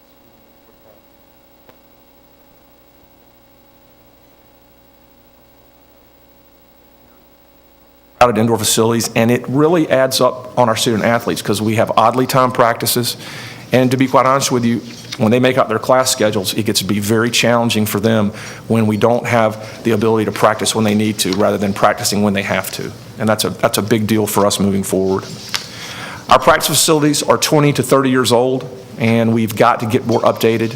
We have competition that shows a lot better practice facilities, and they're more useful than the ones that we have. And lastly, most Big Ten competitors are far ahead of us in the quality of these facilities. Nebraska just finished a multi-million-dollar comprehensive enhancement of their facilities that involved a training table, nutritional hubs, larger weight rooms, a great academic area, a fantastic academic area, and they're in our league now. Wisconsin is in the third phase of a student-athlete performance center. And that the first two phases have been built. The last phase has already begun, and that is going to be attached to Camp Randall Stadium. That's an $86 million project. Okay, here are our phase one estimated cost and the projects that we would like to have in this phase as we update you on where we are. The phase one estimated cost would be $190 million, and it would be a 6 to 8 year plan. And I would tell you there, before we even go any further, that money will be privately funded. That is our intention. Phase one projects. First, academic center. A new academic center, I'll show you a rendering of that momentarily. A new training table that we can have all of our student athletes eating in one spot. A football complex, which would include a new indoor facility for them, new offices, new meeting rooms, new weight room for our growing program under Jerry Kill. A women's gymnastics practice facility. They're currently housed in the Pike building, and it is outdated. It's far from our hub. We want to get them on campus. They are an outstanding program, and those women deserve a great facility. Meg Stevenson is special, and she's building that program all the time and did a great job this year, obviously being named National Coach of the Year. Olympic Sport indoor practice facility. This would be another indoor facility, and I'll show you where it would be housed or where it would be placed momentarily. This would serve all our sports except for football, because women's soccer will use it, softball will use it, and they need it literally almost 365 days a year because they even use it in the summer. Our outdoor track is currently on the Bierman complex. We would like to move our outdoor track to provide more room to do some of these holistic projects for the rest of our sports. We don't know where we want to move it yet. We have researched it in detail, but we're just not prepared today to give an idea of where we want to go, but we have some very good ideas, and hopefully it could be close to Bierman, and we could provide some seamless transportation back and forth for that facility. Two more here, men's and women's basketball practice facility. I'll show you that momentarily. And last is a wrestling training facility. We put that in there because we feel like Jay and his great program deserve it, and plus we've raised a good bit of money already for that's been put away, and that will probably be a part of the basketball practice facility in the same building, separate but in the same building. Nebraska did that, and we really like the way they constructed that. Let me back up just here momentarily, and I want to show you our current athletic footprint. If you want to follow my cursor here, this is obviously TCF Stadium, Mariucci, Williams, Ritter Arena, and then the Baseline Tennis Facility. If you cross over the railroad tracks, this is the Bierman area, which I've been referring to, our baseball stadium, our softball stadium. There's the track. These are our football practice fields. This is the indoor facility that literally everyone uses. Our football offices and meeting rooms are there, and then these are our administrative offices at Bierman, and some coaches' offices as well. It is our desire and our idea, and this is where we have headed since we started doing this facility needs assessment and plan, is to make the area where Bierman is an athletic village and make that the hub of the overall athletic district. It will provide amazing efficiencies for our student athletes to be in one spot for most of everything that they need, and I'm very excited about that possibility, and that's one of the reasons why we felt like we probably needed to move track. So let me isolate that area in this next slide and show you some renderings as I conclude. This is the Bierman Athletic Village, as I'll call it from here forth, just for reference sake. Here are new football fields, about what they have now. Turf fields, about the same size. Just for your reference, baseball's here and softball's there. To the north will be the indoor facility for football. This is a little bit more square footage that football will have for some offices. Going south here, this is the Olympic Sport indoor facility, which is just would be incredible for us. Secondly, when you go a little further south, past the Olympic Sport indoor facility, this is our men's and women's basketball practice facility. They will have a court and a half each, new offices, some locker rooms, and some great space in that area. When you go over to the west, this is additional football complex that will have offices, meeting rooms, weight room, and whatnot. This will be women's gymnastics here. The blue here would be our academic building, as well as the training table, and the white circle there in the middle is a courtyard and open space that we're looking at there. Okay, some renderings to finish up here before I open for questions. This is a rendering, a concept rendering taken from the corner of 15th Avenue and 8th Street. And if you see here, you follow my cursor, this would be the football offices and building and meeting rooms, as I said earlier. Here would be the football indoor facility, the tall building in the back. That would be the Olympic Sport practice facility, the indoor facility there. Here's women's gymnastics. Academic and dining would be here, and basketball is kind of blocked, but it would be there in the back. I'll show you another rendering of the same building, and this is really neat. This shows you what we talked about, seamlessly blending into the neighborhood. I mean, we would want to have glass and a great presentation from the road. So right now, if you drive down 15th Avenue, we really only have a big brick wall that faces the neighborhoods. We feel like this would fit in much better. It'd be a much more better presentation for the athletic department, and I just think it really looks sharp. Really looks sharp. Some of the other facilities, again, that are in it, let me give you some renderings. This is a conceptual rendering of the football facility, the indoor facility. Just so you know, the one we have now that is, I'd mentioned, is used by many of our sports. It is old, and it leaks water 24 hours a day. We have buckets down always on the turf, and it's used extensively. So we need a better one, and this would be for football and, of course, Olympic sport, one I'll show you secondly. This is a view from the football offices at the football fields, which will be nice and large and will be very good for Jerry's team moving forward. Next is our academic facility, which is, I can't tell you how much this is needed. I mean, as well as we're doing academically, we have kids at night who are study out in the hallway on the floor because we're so crowded. And we have the Bierman Gym as a small gym within our Bierman building, always used by athletes, night, morning, day. And if you're in the academic center, you can hear everything going on in the small Bierman Gym because it's just an old facility. The new one would have larger computer labs, tutoring rooms, office space, and private study areas, and would be absolutely terrific, and our kids deserve this. Next is a training table. Health and wellness for our student athletes is paramount. Our student athletes burn a lot of calories, and they have a lot of special nutritional needs, and we need to provide them for them. And it's our goal to build a state-of-the-art training table. NCAA rules require that one meal be open to the public. We went to Nebraska and looked at theirs back in the fall, and they open lunch to the public. They say professors come in and eat with their student athletes, students come in there and eat with the student athletes, and that would be our goal there. But again, it's a way, as we're saying with everything else, to bring everything back to Bierman as a hub for our student athletes to make us as efficient as possible. This is a rendering of our Olympic sport indoor facility. I can't tell you what that would have that to for our Olympic sports to go and have more time to practice.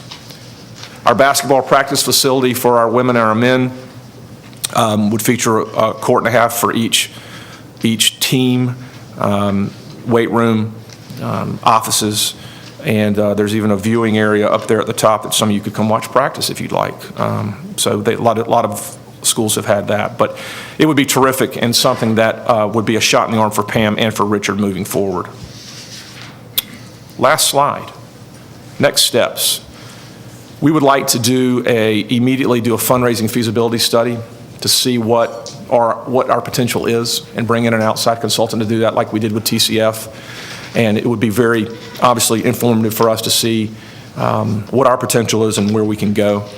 Secondly, solidify some of the preliminary elements that I've talked about here. We'll have to keep touching things up and make some smaller decisions. And lastly, launch a fundraising campaign. So very excited about this. It is a groundbreaking effort, and I know that it is going to cost some money. We'll have to go out and privately fund it, and we'll have to work hard at fundraising and other areas as well. So thank you for having us, and I'd love to answer any questions.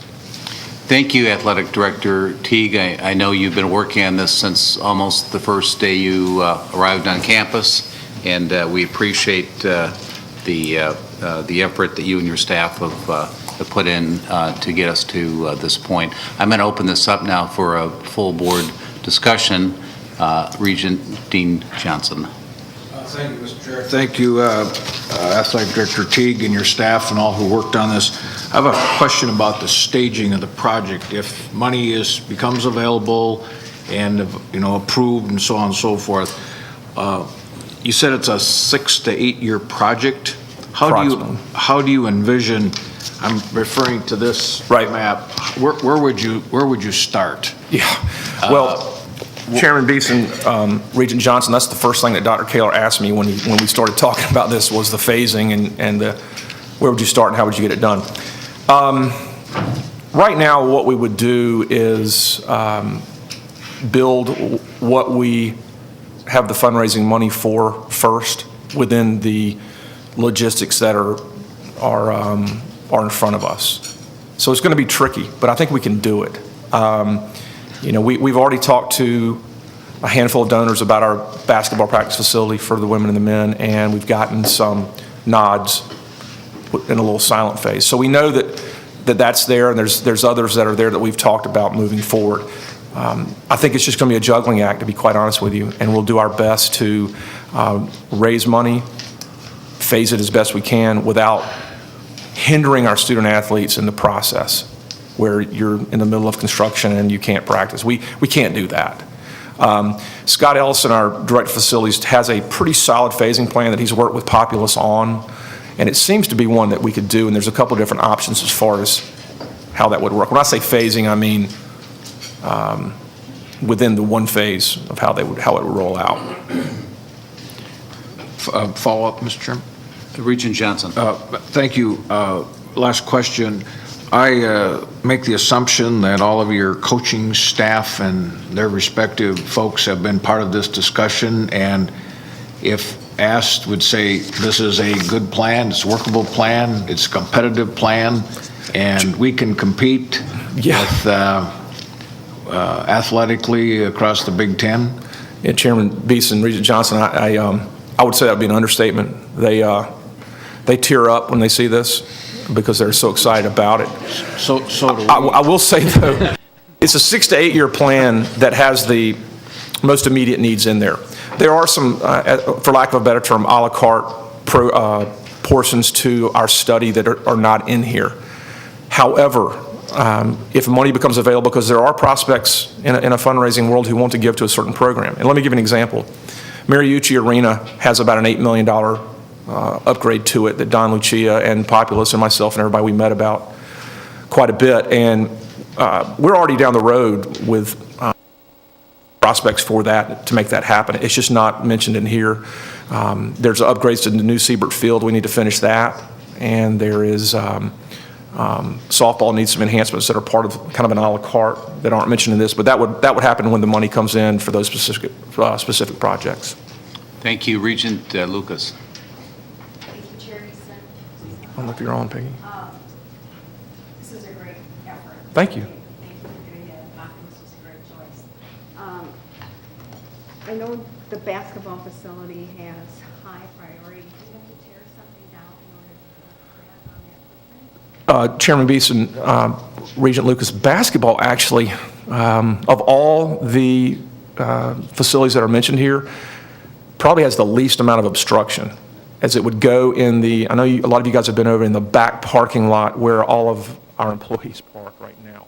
And I will mention this, part of this whole project is, and I'm sorry I failed to mention, there's a 300 space underground parking area underneath the football building for all employees. That's a lot more than we have now, and for our student athletes for their scooters and the things like that. So basketball probably has the least of any of the obstructions that have to move anything. Follow up, Regent Lucas. I'm looking at the Olympic facility, and it looks like a big space, and I'm just wondering how that actually gets used by the Olympic sports. It's, Chairman Beeson, Regent Lucas, it's a great question. When I got here and people were telling me, Olympic sports are always in the football indoor facility, I was saying, what are they doing in there? I mean, they use it. Softball brings in nets. Baseball brings in nets. It has batting practice. Soccer's easy. You can use the turf in a lot of different ways. They make do, and they're in there all the time. Track and field is in there constantly, sometimes even when the weather's moderate, because they can run on that turf. They use it in a number of different ways and are very creative. Regent Larson. I have a recommendation and then a question. I think it's really important that we get all of the coaches and other people who are involved in athletics at the university on exactly the same page. I don't think, at least in current history, we have had a concerted effort like this, which is holistic. It's usually been sport by sport. Right. And this would be a significant change. And in order to have a common voice to the public, we really need to make sure we get everybody involved in athletics totally on board, singing out of the same hymnal, and doing it, in harmony, if you will. Right. So I strongly encourage you to, in putting together the marketing plan, if you will, that we really have a extremely thoughtful, because I think, at least in current history, this has ever been done before at this institution. It's always been one sport at a time. Regent Beeson, Chairman Beeson, Regent Larson, I think the holistic nature of what we're talking about is what excites me the most, because it's not just for football, it's not just for men's basketball, it is for everybody. and everybody will benefit dramatically.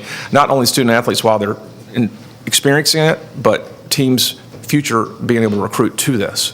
I mean, the tentacles are endless.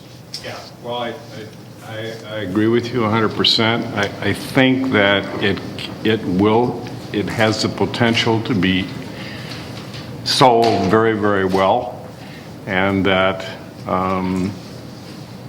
we just need to be really thoughtful about the marketing approach, because this is going to be a change from our historic past.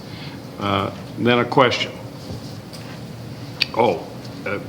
And the other thing that we really need to emphasize, and I don't think we've gotten much credit for yet, is the huge improvement in academic performance of our student athletes. That has been a huge change, and it's something that all of our supporters and citizens of the state should take a great deal of pride in, because we are right near the top. Oh, yeah. And Chairman Beeson, Regent Larson, I think, or I know, one of our biggest pushes or largest emphasis going forward is going to be messaging in a way and telling our story better, because we've got a great story to tell, and we can't hold back from telling those good stories. Absolutely. And then my question is, I didn't notice anything in your presentation about Williams Arena. Well, good question. I mean, it seems to me that we don't have much of a choice. We've got to do some refurbishing or retrofitting, whatever you want to call it. Right. Because some of the services, like the restrooms and so forth, they're not anywhere close up to speed. Chairman Beeson, Regent Larson, I get that question a lot with the Williams Arena, and what we did in this process was look at our greatest needs right now. And we did look at Williams as well, and I don't think anyone's led to do anything to the Inner Bowl. It is a classic. It is so much a part of the fiber of this state. Yeah. One of my greatest thrills was walking in there the first time, because I'd watched it on TV my entire life. And but we do need to do some work on the outer concourse, and that would probably be part of the second phase. And we've looked at that, and there's some real possibilities there to open up the outer concourse and create more fan amenities, because that's where we suffer the most in there. A related question, Athletic Director Teague, is about the field house that I would have. It's situated on what is obviously a really valuable academic part of the campus. Is that a separate phase, that building's future? Chairman Beeson, Dr. Kaler and I have talked about that, and we haven't landed anywhere yet, but it's certainly on the something we need to talk about going forward. In moving track, they're going to be further apart probably than they would be from their indoor facility now, and so it's something we need to look at. Thank you. Regent Simmons. Thank you, Chair Beeson, and thank you for the report, Athletic Director Teague. I please ask you to carry congratulations back to our student athletes with their academic success and the people who support them, and of course the excitement of so many successful programs. My question is actually for President Kaler. I loved hearing the vision here. I also loved hearing about the future of research at the University of Minnesota. One of our core mission, $800 million enterprise pieces of our enterprise and infrastructure needs, capital needs. My question is, how will you lead us through a process that helps us prioritize and order all these capital projects? And that includes the private fundraising piece, because fortunately we have marvelous donors who care about many components and also the university as a whole. Regent Simmons, Chair Beeston, great question, and obviously it's an important part of the institutional process to set priorities. I do believe that there are donors who are inclined to give to Gopher Athletics, perhaps more than to our academic program. But these kind of priority settings and identification of appropriate asks are things that the foundation leadership and I work on continuously. So we have a strategy to maximize the gifts and the opportunities for donors at the university. There will be people who support one or in some cases both of these missions. It's a big lift, but over the time period that Mr. Teague has outlined, I think it's a feasible fundraising goal, and we will very carefully target opportunities and individuals. Director Teague, I think, Chair has a Beeson, quick response. Regent Simmons, I think to that as well. it's something that I think about all the time because it's a lot of money and we've got to go out and raise, and you have people who are inclined to maybe give to both. But I think that if we continue to build our athletic department and we build it to a level of excellence and become an incredibly great front porch, we are now, but we have a lot of growth that we need to undertake. If we get it even better and bring more branding and awareness and pride to the school, I think that the benefits will help everyone. I've seen it happen at so many other institutions where if the athletic department excels and does it the right way, it's going to make everyone else's job easier to raise money in other departments. Follow-up question, Regent Simmons. Thank you. Actually, it's a comment, and that is, I look forward to how the Board of Regents engages in this prioritization. We have to, of course, capitalize on opportunity, and we have, again, marvelous philanthropic community that will have their priorities, and we honor them. We also, as a board, must engage in helping prioritize what we seek in terms of philanthropy and state funding and how and we order the spending of it. Regent Devine.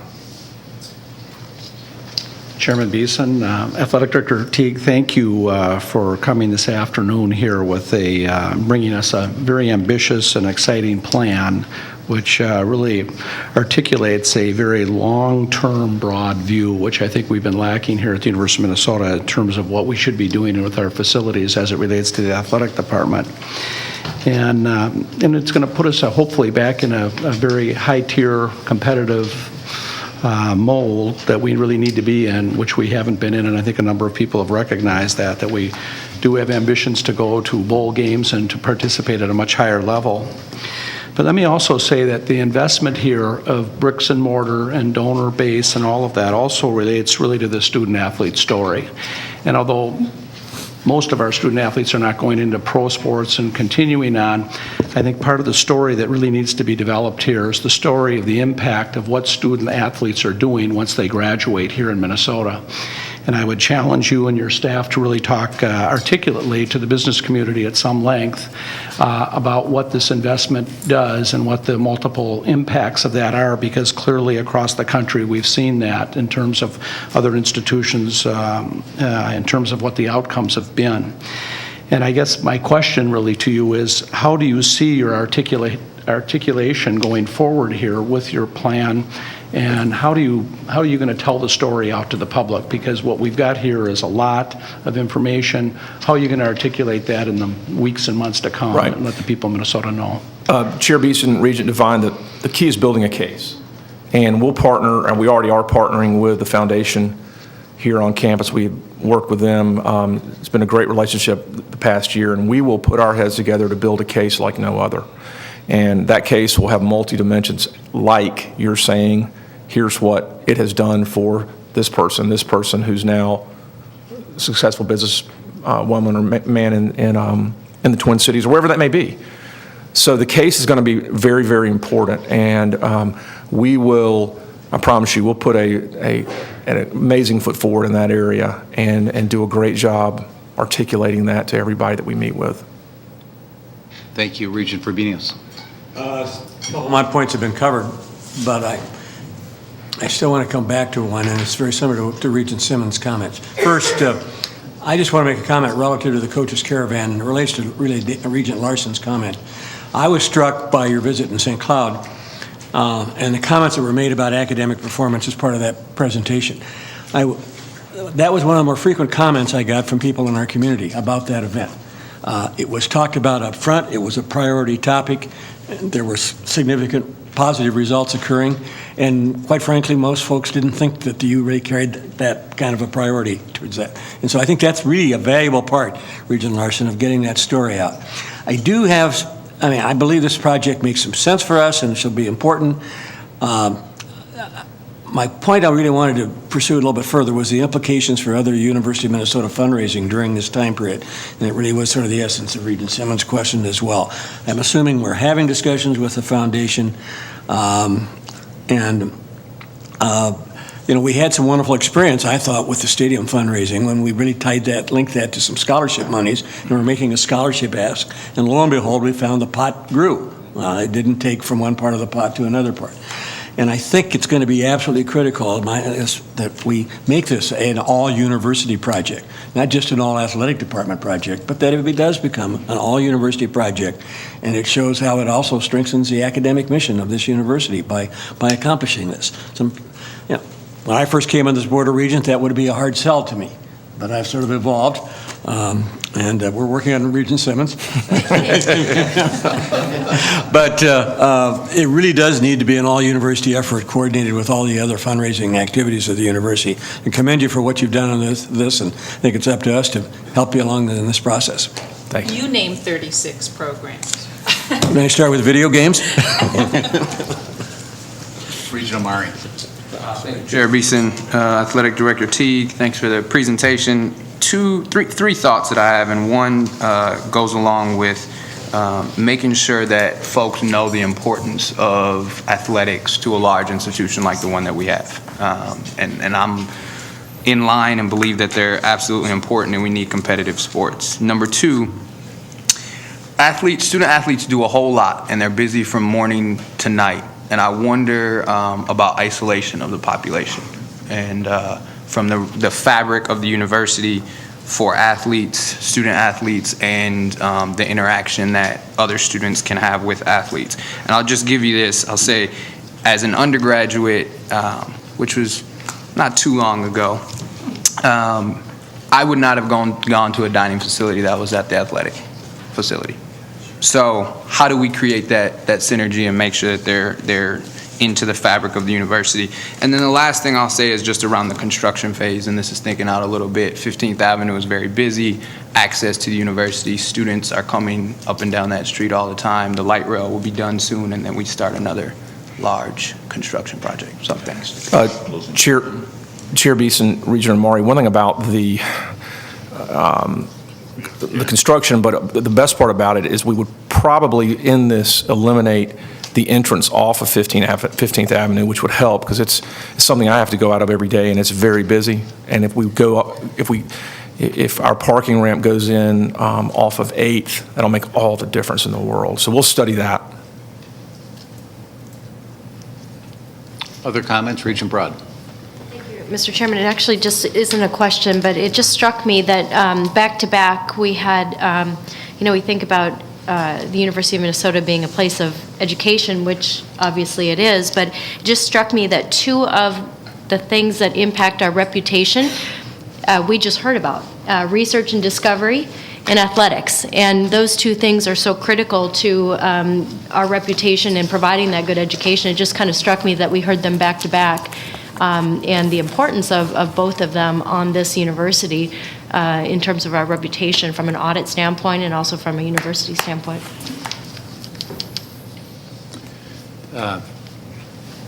Regent, or rather President Kaler, I know you've got some closing comments on this topic. Thank you, Chair Beeson. Ironically, the heart of my closing comment was what Regent Broad just said. You've seen today, not, I would say, entirely by accident, two really important parts of this institution. And what you should take away from that, in addition to the juxtaposition, is the ambition. We have an ambition, excellent research university building on an already very strong base. And we're going to do that by driving on our research agenda, and we're going to do that by enhancing the public interface that is athletics, that is a very important part. We are in the Big Ten. and we're going to be competitive in the Big Ten across the board, and we're going to win more than our share, whether it's a research agenda, whether it's an athletics agenda, whether it's recruiting national merit scholars to our entering class, which I didn't mention. We have a very large number of those in the Big Ten. And you should be proud of this institution. The fuel for that is going to be, in large part, private fundraising, and I hope to engage a passionate donor base about the agenda of this institution and the incredibly bright future that it has. On that note, I'd like to thank Mr. Teague and your staff again for all the work that's led up to the preparation of the plan and the other work that you do day in and day out, helping make our athletic program even stronger. Thank you, Chair Beats, and thanks for having me.